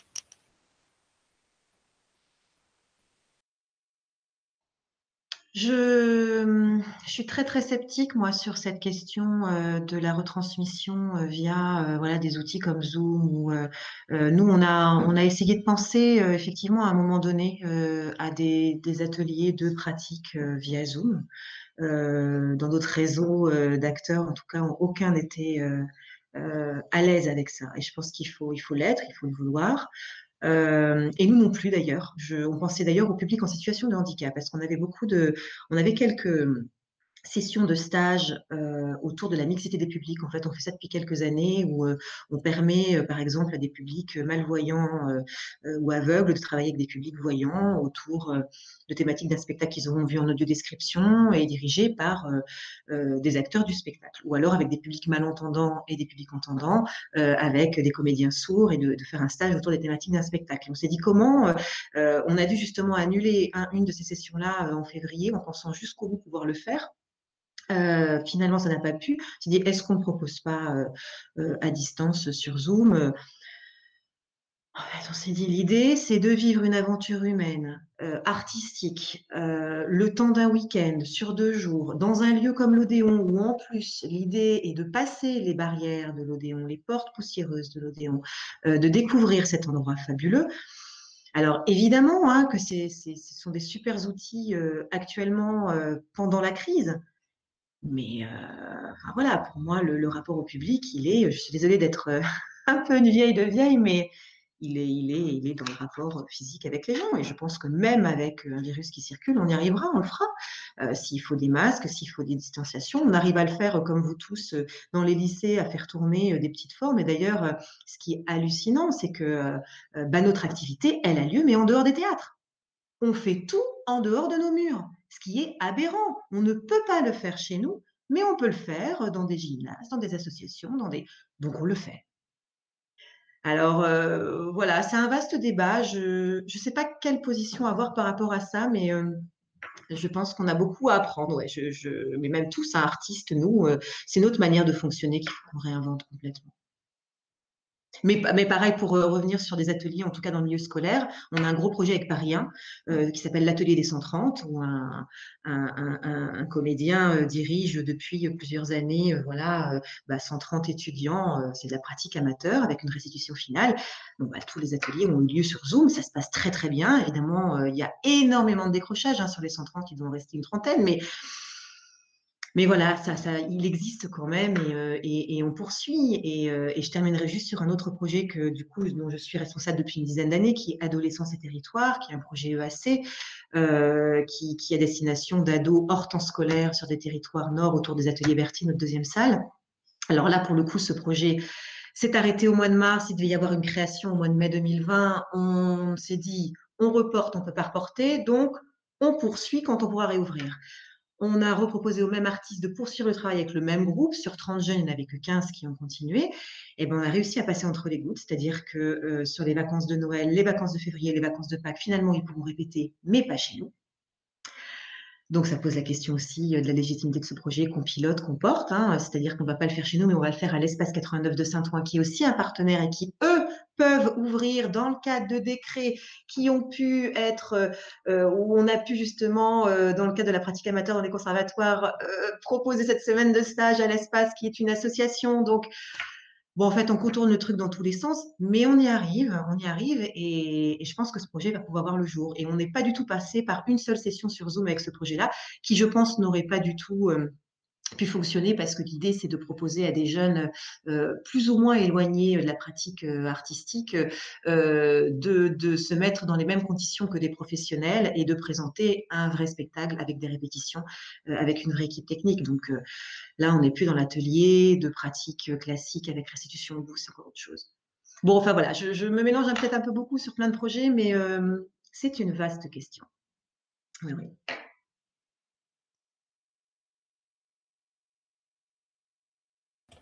Je me permets juste de rebondir sur ce que tu disais, Alice, mais en effet, parce que la question aussi est sur l'interrogation de nos pratiques en tant que relations publiques, et que tu parles de décret, c'est aussi la grande complexité à laquelle on fait face actuellement, c'est que il y a des petites annonces bien régulièrement le jeudi qui nous disent si on peut maintenir ou non. Et nous, avec Clara, on s'arrache un peu les cheveux, notamment sur l'atelier théâtral. À l'heure actuelle, la pratique artistique pour les mineurs est autorisée dans nos lieux, mais il faut connaître le type de RP que nous sommes. Est-ce que nous sommes des RPL, et la pratique artistique amateur pour les adultes demeure interdite. Mais sauf qu'en fait, les annonces sont prononcées. Suite aux annonces, il y a des décrets 2 jours plus tard. Et là, on a l'impression qu'on doit devenir juriste. Moi, j'ai lu depuis septembre, je ne sais pas, 4, 5 décrets à chaque fois qu'il faut analyser, qui font référence à l'article L. Enfin voilà, c'est très, très compliqué. Et on avait cette discussion et nos homologues de la colline, justement, à un moment, à force de... En ce moment, sincèrement, on tricote, on détricote, on tricote, on détricote, on se réadapte. Elles ont dit stop et elles ont essayé d'inventer et de réinventer leur projet cette saison pour faire en sorte qu'ils puissent fonctionner quel que soit le contexte de fermeture ou d'ouverture. Et c'est de C'est plus en plus... exactement ce qu'on va faire, je pense, à partir de la saison prochaine. Là, on est en train de bâtir la saison 21-22. Enfin, elle est déjà bâtie, mais encore non, parce qu'il y a plein de reports à caler. Mais en tout cas, au niveau des projets RP, évidemment. Et qui plus est, parce que voilà, quand on monte nos projets, on le monte aussi souvent dans le cadre d'appels à projets, avec des financements qui peuvent être ceux de politique ministérielle, du rectorat. Bien souvent, maintenant, nos tutelles nous demandent, dans le montage de nos projets, de penser aussi à des plans B, que les projets puissent exister dans n'importe quel contexte. Donc voilà, on sait qu'on est dans une nouvelle ère où, accepter ou non de modifier nos usages, de toute façon, il faut qu'on s'y fasse un peu. Voilà. C'est effectivement, comme Amandine et comme Alice, nous aussi, on a l'impression d'être tout le temps dans la traduction des décrets. C'est assez effarant et comme vous, nous on est beaucoup dans la danse et dans le cirque, hein, forcément. Et pour ce qui est des interventions artistiques, par exemple, on pouvait plus faire l'EPS dans une salle fermée, mais on pouvait maintenir l'activité artistique, donc danse par exemple, tant que c'était avec un intervenant extérieur. Donc on a pu maintenir ça. Après, c'était plus possible ça non plus, donc on a pu. C'est pas grave, on le fait en plein air. On a quand même des profs et des artistes assez géniaux qui à chaque fois rebondissent et qui disent mais il n'y a pas de souci. Et je trouve que ça aussi, il y a un truc un peu de, je sais pas, je me dis mais quand même on le veut ce métier, enfin on a vraiment envie de la faire cette activité, on est vraiment convaincus par ce qu'on fait parce que quoi qu'on nous dise, on va toujours trouver le moyen de détourner effectivement, trouver un moyen de, etc. Et je trouve que ça montre aussi que voilà, qu'on considère que c'est essentiel, que c'est assez vital et essentiel et qu'on est assez convaincus même de l'importance de ces métiers et de ces métiers, de maintenir en tout cas le lien entre les artistes et les publics. Et pour répondre à ta question, je ne sais pas du tout si on contribue à l'ouverture. Lucie, c'était ça ta question, si ça permet une certaine ouverture et si on arrive à trouver des nouveaux publics via ces outils numériques. Et j'en sais rien en réalité. Je ne sais pas si on arrive à s'adresser à des nouveaux publics. Je me dis peut-être par des micro-propositions, effectivement, peut-être. Mais après, c'est nous qui ne sommes pas forcément encore... je pense à Jeanne d'Arc, je pense à des propositions comme ça qui ont été faites de Julie Schiffer. Je sais pas si du coup on touche un autre public. Est-ce que ce même public il viendrait dans les salles? Est-ce que le public qui vient dans les salles suit les choses qui sont en streaming? Enfin, je crois qu'effectivement on n'a pas beaucoup de recul, en tout cas nous les équipes RP sur ces questions-là. Mais ça serait intéressant qu'on se les pose, ouais. Effectivement, je suis pas convaincue de la démocratisation. Enfin, on touche peut-être un autre public. Peut-être plus jeune, mais bon, je sais pas. Non, mais je suis d'accord avec toi, hein. Je pense que c'est pas, la recherche de public ne va pas dans ce sens-là. Le public sera toujours là. Je pense que même quand on va rouvrir, je ne m'en fais absolument pas sur le remplissage de nos salles. En plus, vu qu'on sera encore en distanciation, ça va pas être très compliqué de les remplir. Mais en tout cas, les gens n'attendent que ça. Il faut simplement utiliser, comme on disait tout à l'heure, ces outils numériques pour embellir et pour pas embellir, mais alors c'est comme un outil de promotion, mais pour montrer la face cachée aussi de nos maisons et de ce qu'on fait, qu'elles soient petites ou plus ou moins importantes comme l'Odéon. Oui, donc ça voudrait dire peut-être augmenter ou en tout cas permettre une nouvelle facette, mais pas forcément élargir les publics, comme disait Lucie. Mais peut-être, mais j'ai pas la réponse comme toi. Je sais pas du tout. Et on n'a pas assez de recul, je pense, même à notre niveau, au niveau RP, on n'a pas. Enfin, moi, j'en ai pas. Je sais pas du tout. complètement. En même temps, c'est un peu l'enjeu, enfin Amandine, tu me dis si je me trompe, hein, mais de ce fameux groupe de réflexion où justement, à l'initiative de Sophie, enfin de La Colline, de Sophie Garnier de La Colline, ils ont remis en question leurs pratiques. Effectivement, ils sont aussi à la rencontre de nouveaux publics et vraiment, ils ont pensé autrement leur projet, ce qui fait qu'aujourd'hui, ils sont en train de lier des liens avec les EHPAD, notamment, mais c'est des liens qui n'existaient pas avant. Enfin, je ne veux pas parler de La Colline, hein, mais voilà, il y a des projets comme ça qui se développent, mais qui, pour le coup, on n'est pas tout à fait dans le numérique. On est vraiment dans le téléphone, les actions, enfin, voilà, tout ce dont on commence à parler, enfin, dans ce groupe de réflexion qui n'est pas du tout inintéressant. Et d'ailleurs, Amanda, enfin, peut-être Sylvestre en a parlé, mais ça fait aussi partie des questions de réflexion qu'on mène au sein du groupe de l'Académie de Créteil, le groupe théâtre. Donc voilà, tous ces groupes, en fait, peut-être Alice Lodéon, à un moment donné, sera amenée aussi à rejoindre, parce qu'on voulait commencer à travailler, pas à 12 000, parce que sinon la parole, c'est compliqué, mais l'idée, c'est aussi de développer ce groupe de réflexion et de travail, et pourquoi pas de constituer un réseau de RP. C'est voilà, c'est un vieux débat, une grande question, mais l'enjeu, il est là, quoi. Et enfin, pour revenir juste à l'Odéon, nous, on a eu la chance super d'entendre Daniel Oaïza ce samedi de la médiathèque et en pleine occupation, mais c'était vraiment super. Et donc, je tiens quand même aussi à le dire parce que c'est un beau moment. Voilà. Et pour revenir juste à la question qui a été posée, nous, on a vraiment développé, augmenté notre public. On touche des gens qu'on n'aurait jamais touchés sans cette pandémie parce qu'on ne se serait pas mis à faire du numérique. Donc, on vraiment réfléchit à notre pratique et de comment pouvoir maintenir ce lien. Je pense notamment à des gens qui habitent la Guadeloupe, la Nouvelle-Calédonie, la Réunion, des gens au fin fond de la Bretagne. Et ben, c'est des gens qui ne seraient jamais venus à nos formations en présentiel et ça, on le sait. Voilà. Justement, pour conclure un petit peu, on se demandait, est-ce qu'il y a des dispositifs que vous avez mis en place durant la crise ou des choses où vous êtes renouvelés, que vous allez garder après cette crise, qui vous a permis d'avoir quelque chose d'un petit peu, de sortir quelque chose de positif de toute cette crise derrière? Moi, comme je disais, nous, c'est sûr, le présentiel, le distanciel, on réfléchit à comment on va pouvoir continuer. On n'est pas du tout pour le distanciel, hein. Mais comment on va continuer à permettre à ces gens qui habitent super loin, qui ne peuvent pas non plus pour des questions donc géographiques, mais aussi financières, hein, de venir à nos formations qui sont franciliennes, mais pas que.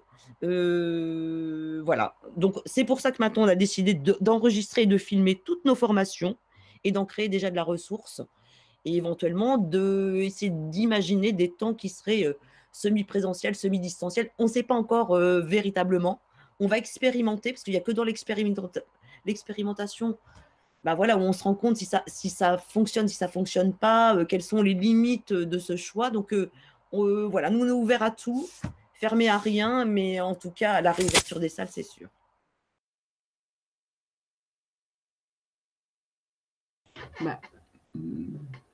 Je ne sais pas, je réfléchis en le disant, mais peut-être qu'en tout cas, le point positif, c'est ce que tu disais, Alice, c'est aussi que voilà, moi je suis un peu comme toi, je suis très optimiste à la réouverture de nos salles. Je me dis qu'on a peut-être créé un manque tellement fort que voilà, les gens, j'espère en tout cas, vont se ruer, vont avoir envie, on a envie de contact à nouveau, même s'il sera distancié, même s'il sera masqué.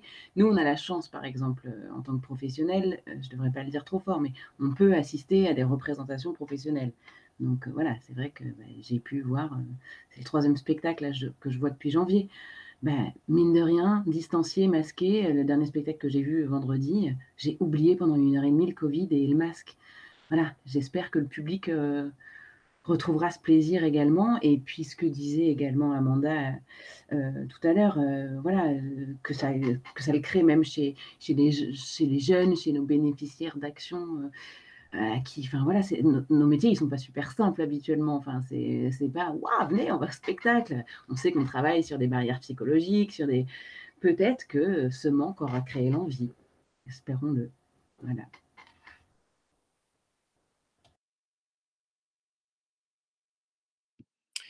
Mais en tout cas, j'espère qu'il aura créé l'envie, mais c'est vrai que du coup, on se rend compte, enfin, dans ce que j'entends là, et ce qui est peut-être une conclusion un peu générale, c'est que l'outil numérique, c'est pas une solution en soi qui va nous aider à pérenniser la rencontre avec l'artiste et le public. Donc, ça a été un moyen de compenser un peu cette période un petit peu complexe, mais on sent bien que c'est pas un outil qui va être intégré, à part dans un point de vue très pratique, en effet, des réunions parfois, comme on vient des gens des quatre coins de la France, de temps en temps, de faire une réunion Zoom et une réunion en présentiel, c'est très bien.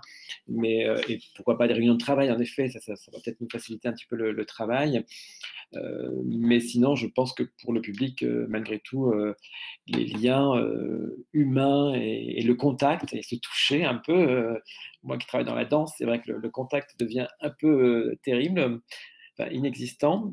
Mais oui, je pense que voilà, le numérique, ça va nous aider, mais ça ne va pas être quelque chose qui va. Enfin, je pense qu'on va réinventer un petit peu des choses. On ne va pas tout laisser de côté. C'est vrai que tous ces sites, le travail que fait l'Odéon, en effet, sur ce site Théâtre et Canapé, je pense que ça peut être des choses qui peuvent perdurer d'une autre façon, mais ça ne peut pas être la matière première de notre engagement vis-à-vis du rapport entre l'artiste et le public, quoi.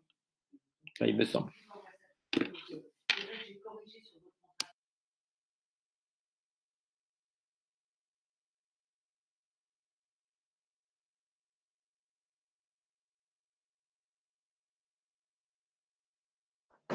Je pense que c'est peut-être vous qui en savez plus que nous finalement, parce que vous êtes plus dedans et que vous êtes plus jeune que nous et que vous avez beaucoup plus de recul. Et peut-être sur cette question d'élargissement des nouvelles pratiques, etc., des nouveaux publics, ça, je pense que vous aurez plus d'éléments que nous.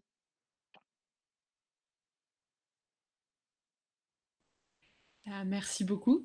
D'accord. On va peut-être voir du coup si on a des questions sur YouTube. Anna, je te laisse la parole. Oui, merci. Alors, on a Nina qui dit donc bonjour. Est-ce que vous pensez que cette période a permis d'être plus attentif au travail mis en place avec les scolaires? Est-ce que ça a changé votre rapport au scolaire et comment vous avez pu plus vous concentrer sur ce travail?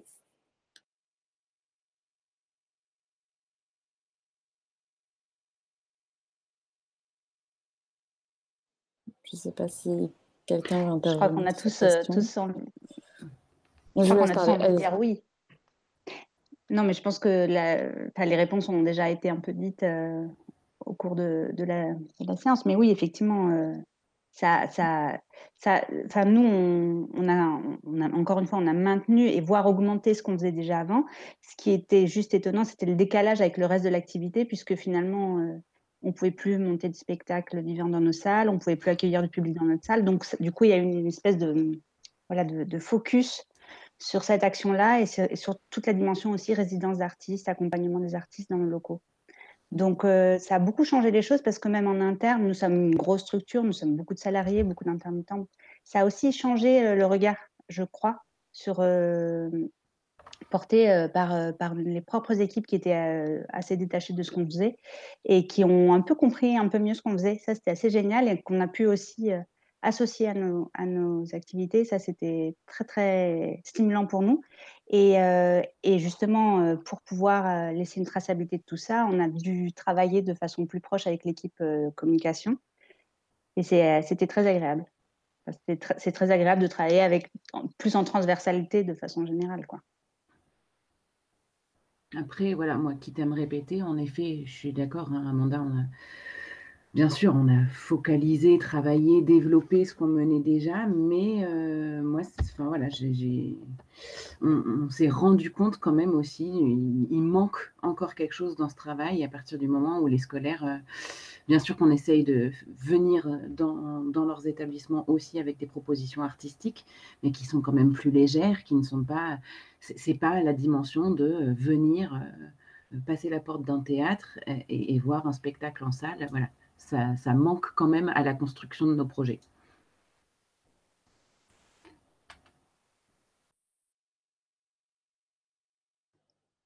À part si quelqu'un d'autre veut intervenir sur cette question.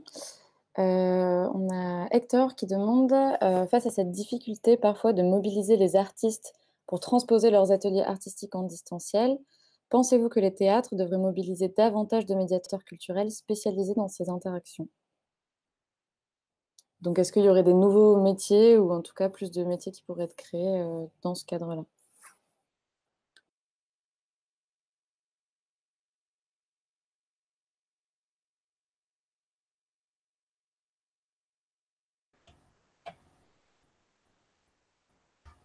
Après, tout dépend de l'objet, du sens. Enfin, c'est vraiment, on fait des métiers de médiation, donc c'est mettre au regard un public et une proposition artistique. Peut-être par contre, inventer des métiers qui permettent cet intermédiaire pour des artistes qui ne s'en sentiraient pas les compétences ou l'affinité, mais des médiateurs purs, en fait, tout dépend à la rencontre de quoi. C'est vraiment ça. On est des passerelles. Enfin, je crois que nos métiers, c'est d'être des passerelles. Peut-être qu'il va falloir qu'on s'arme de plein d'autres petites passerelles bien plus compétentes que nous, vieux dinosaures, pas à l'aise avec les technologies. Mais voilà, tout dépend vraiment de l'objet, je pense.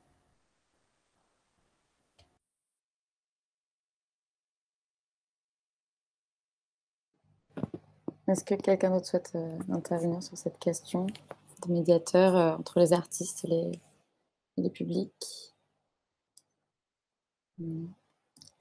Très bien. Alors sinon, nous avons Axel qui demande, alors vous avez parlé de la nécessité de l'accompagnement avec les différents dispositifs numériques, justement, le fait de ne pas juste donner des contenus sur les sites et après ne pas accompagner le public, donc notamment avec les jeunes.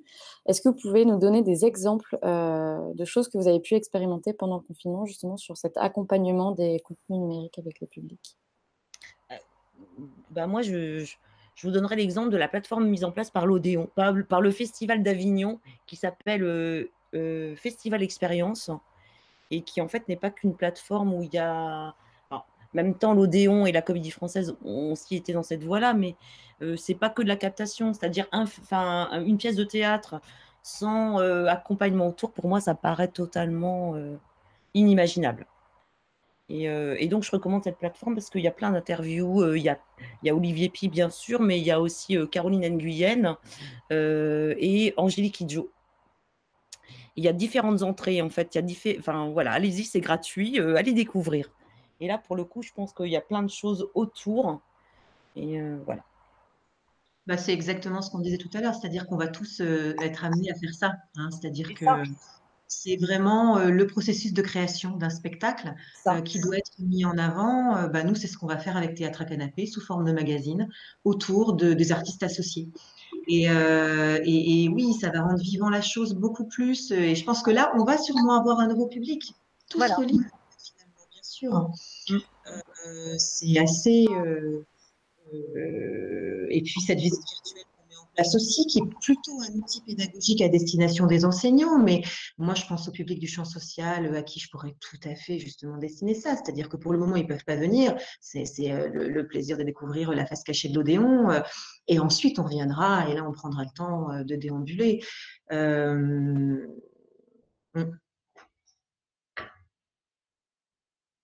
Ça fait que donner envie, je pense, de le faire plus tard en présentiel. Mais nous aussi, les petits tutos, des petites choses comme ça qu'on a pu mettre en place. Il y a des petits tutos qui s'appelle What's That's Dance sur l'histoire du walking, du voguing, du break qu'on a mis en place. Ça nous aide bien parce qu'on travaille énormément avec les sections, les AS et hip-hop, enfin les projets de danse.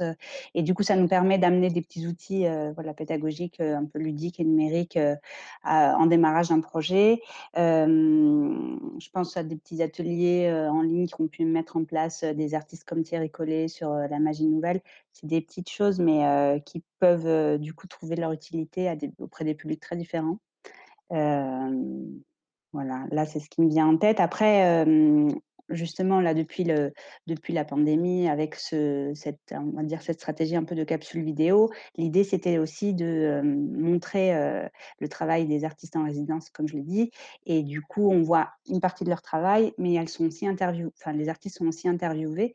Et du coup, nous, ça nous permet, là, maintenant qu'on est en train de faire de la programmation hors les murs, de faire un petit laïus en amont, avant notre venue au spectacle. Ça permet une petite intro via un petit spot vidéo qui est assez court, mais qu'on peut montrer aux élèves avant de venir dans leur auditoire, leur gymnase, leur salle polyvalente, etc.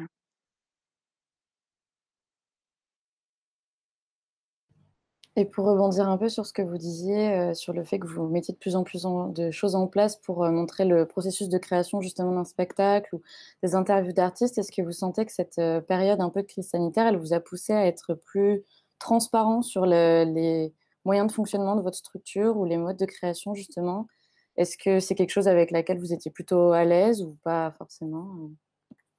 Alors nous, on a été très très vite limité, comme je disais tout à l'heure, les hauts moyens humains et techniques, parce que comme dans beaucoup d'institutions, les directions, les différentes directions ne travaillent pas vraiment de manière transversale. Enfin, à l'Odéon, par exemple, on aurait pu s'appuyer sur les compétences de notre service vidéo et service technique, qui a été très clair en disant non, nous, on est là pour l'artistique au plateau, les répétitions et le spectacle.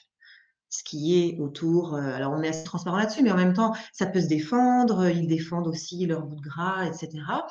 Donc, il a fallu voilà, user de beaucoup de diplomatie pour leur dire, mais on veut mutualiser nos compétences, nous, on a besoin de vous. Donc, pour le moment, on fait ça vraiment en interne dans notre petite direction, mais on ne pourra pas tenir longtemps. Je pense que si on veut produire du contenu, il faut du temps, il faut des gens qui savent faire, il faut des moyens techniques. Là, il n'y a qu'une personne dans notre cellule numérique. Elles sont deux maintenant. Une jeune femme qui vient juste d'arriver, mais qui s'occupe vraiment plutôt du graphisme et du maquettage, de la maquette du site, etc. Mais en stratégie de communication numérique, il faut vraiment qu'on repose les choses et établir un plan d'action sur plusieurs années et voir avec quel budget. Est-ce qu'il faut faire appel à du mécénat ou pas Moi, j'avais juste une petite question plutôt par rapport à la programmation. Et là, je m'adresse plutôt du coup à Jean-François Minier et je me demandais comment, dans ce contexte-là, s'organise la programmation, en fait. Eh bien, c'est un projet très complexe puisqu'on est à la fois entre satisfaire des artistes qui ont envie de montrer leur travail, en train de vouloir montrer du travail à des publics à qui on ne peut pas montrer des choses, en train de reporter certaines programmations, en train de valider certains projets qu'on avait actés depuis 2 ans. Donc c'était un gros casse-tête pour monter une programmation, en effet. Donc il est vrai que c'est aussi pour ça que depuis le mois de novembre, j'ai plutôt décidé de faire des présentations professionnelles, déjà pour aider les artistes et pour leur dire que je ne pourrais certainement pas reprogrammer pour une 3e fois, faire un 3e report de la programmation. En disant voilà, c'est un petit peu, on vous soutient là pour vous aider à montrer le travail, donc on va vous accompagner pour qu'il y ait un maximum de pros qui viennent voir le travail, mais je ne pourrais pas à nouveau reprogrammer cette pièce pour une 3e année. Donc c'est vrai que là, j'ai aussi envie de renouveler la programmation pour pas avoir une 3e plaquette identique. Donc il y a beaucoup de projets qui ne reverront pas le jour la saison prochaine. Ça sera vraiment des nouveaux projets parce qu'il y a aussi envie, je crois, pour nous tous, pour l'équipe aussi, de redynamiser, de redonner l'envie aussi un petit peu, enfin, redonner une dynamique en tous les cas générale pour qu'on ait chacun envie d'avoir un peu cette curiosité, de redécouvrir. Après, comme nous tous ici, on a tous des artistes associés qui sont là pour 2-3 ans. Donc, il y a de toute manière ce fil conducteur qui reste là, que l'on soutient, que l'on maintient avec les artistes qui sont en résidence longue. Mais il y a aussi un vrai besoin d'aller un petit peu découvrir d'autres personnes pour tous nous donner un 109 et se dire voilà, moi c'est vrai que dans ma tête, j'ai l'impression que cette année, elle est quasiment finie pour X raisons et que moi, je me projette déjà plutôt sur septembre-octobre en disant j'ai envie de repartir sur une nouvelle saison où on va en effet, moi si tout d'un coup ça me fait penser à ça, là, on va organiser une grosse réunion avec toute l'équipe. C'est tout d'un coup ce confinement et tout ça m'a posé plein de questions sur les horaires de spectacle. Je me suis demandé si, du fait des couvre-feux, tout ça, nous, la plupart de nos spectacles sont à 20h30. Et je me suis demandé finalement si c'était pas trop tard, 20h30. Est-ce qu'il fallait peut-être pas penser les spectacles plutôt à 20h et peut-être le samedi, même beaucoup plus tôt, parce que les gens, le samedi, veulent après avoir une 2e partie de soirée pour être entre amis et tout ça. Donc, en tout cas, cette période m'a fait réfléchir aux horaires des spectacles, nous fait réfléchir aux outils de communication. Est-ce que c'est un outil, un gros pavé chaque année, ou est-ce que c'est des éléments tous les 2-3 mois me faire réfléchir aussi sur les tarifs. Alors nous, bon, bah, comme on a un peu tout théâtre, on est aussi sur une vraie question du tarif solidaire, justement, pour savoir est-ce que c'est pas intéressant d'aller questionner un autre type de public qui bah, voilà, n'a pas beaucoup de moyens, et peut-être qu'en se disant bah, c'est un tarif solidaire à partir de 5 €, donc pourquoi pas peut-être mettre 5 € pour venir voir un spectacle. Bah, voilà, c'est un peu, du coup, ça nous a quand même re-questionné pas mal de choses sur toute cette pratique. Et c'est vrai qu'avec d'ailleurs les étudiants de Sorbonne Nouvelle, on est en train de réfléchir à un projet que j'avais initié en arrivant ici à la direction depuis un an, qui est 8 artistes dans la ville, où je réinterrogeais les pratiques des habitants sur pourquoi on vient au théâtre, pour y faire quoi et pour y voir quoi, y faire et y voir quoi. Donc ça m'intéressait de réinterroger nos pratiques. Est-ce que le théâtre, c'est uniquement un lieu où on vient voir des choses, mais peut-être on vient y faire, on vient peut-être s'y installer aussi. Enfin, moi, je mélange un peu cette question aussi du tiers-lieu, des différentes pratiques qu'on peut avoir aujourd'hui dans un lieu de vie. Donc oui, c'est un brassage général. Je n'avais pas pensé à ça tout à l'heure, mais tout d'un coup, ça me vient. Et c'est un vrai brassage général de aujourd'hui, quelle est notre place dans ce contexte. Nous, on pourrait être à la fois un théâtre de quartier comme un théâtre national, une vision nationale, parce qu'il y a plein de professionnels qui viennent de partout. Mais en tout cas, ça m'intéressait de réinterroger la question du quartier. Donc voilà, ça a étendu sur plein de réflexions nouvelles. Je ne sais pas exactement, puisque ce projet 8 artistes dans la ville, malgré tout, est un peu freiné du fait de cette période. Mais j'espère que l'année prochaine, on pourra un peu aller creuser ça, parce que l'idée, c'est d'aller rencontrer des groupes de public, enfin, d'habitants plus précisément, parce que pas forcément des publics, et leur poser la question de qu'est-ce qu'ils aimeraient y faire et y voir dans un lieu, dans un lieu culturel. Donc voilà, je ne sais pas si ça amènera de nouvelles envies et de nouvelles pratiques, mais c'était un petit peu l'envie d'interroger les gens là-dessus. Merci beaucoup. Très rapidement, on va passer aux recommandations et savoir si voilà, vous aviez vu des dispositifs initiés par d'autres structures qui vous avaient marqué, pour savoir si rapidement vous aviez des recommandations.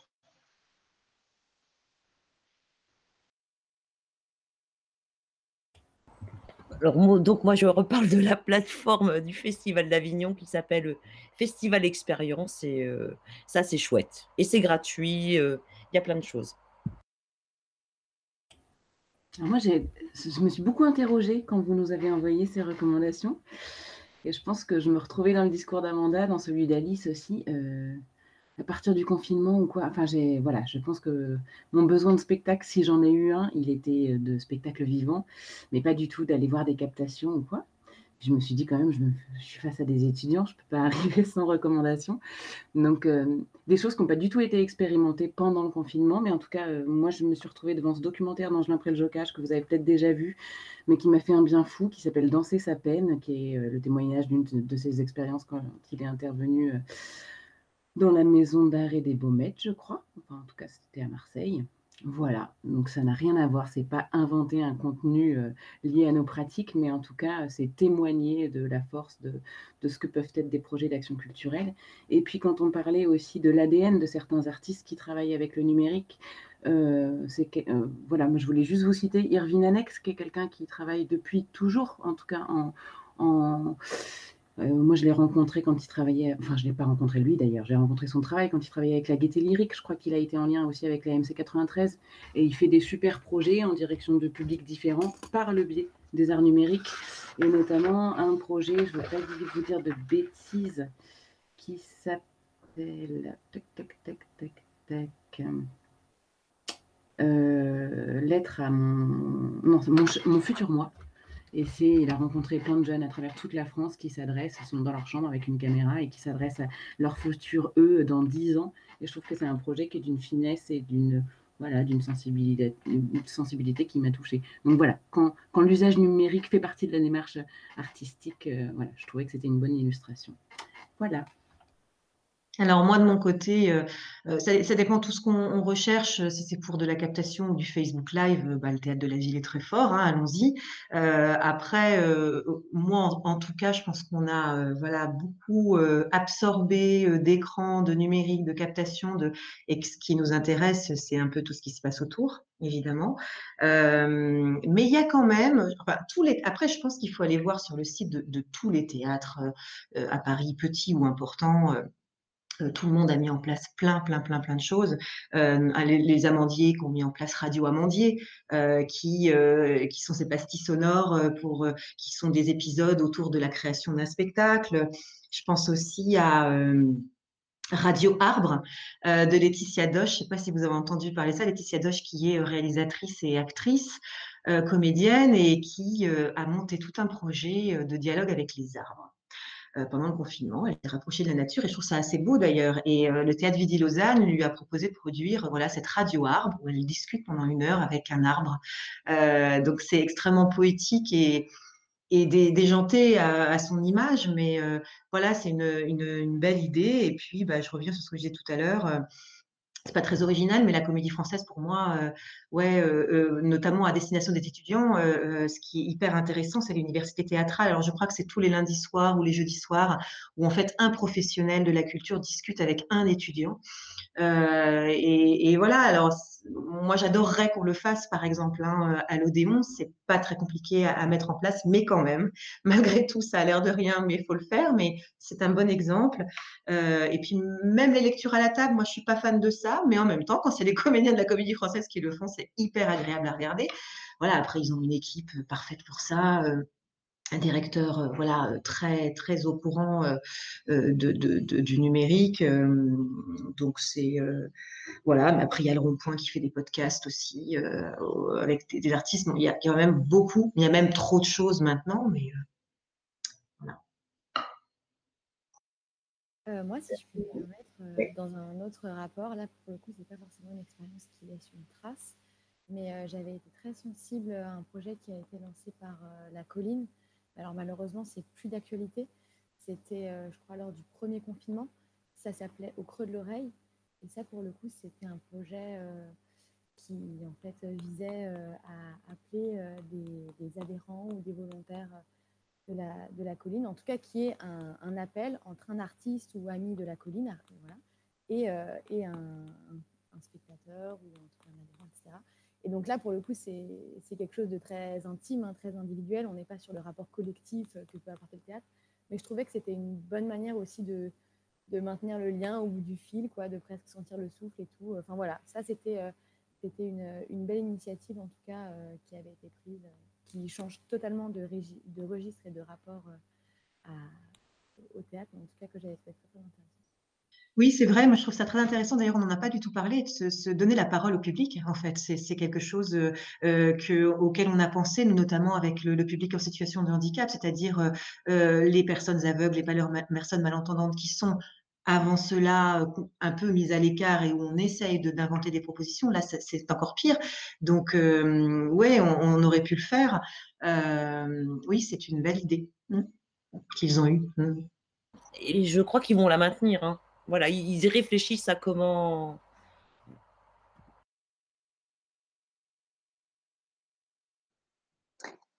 Je me lance. Moi, j'y ai pensé aussi. Il y avait trop d'offres, trop de choses.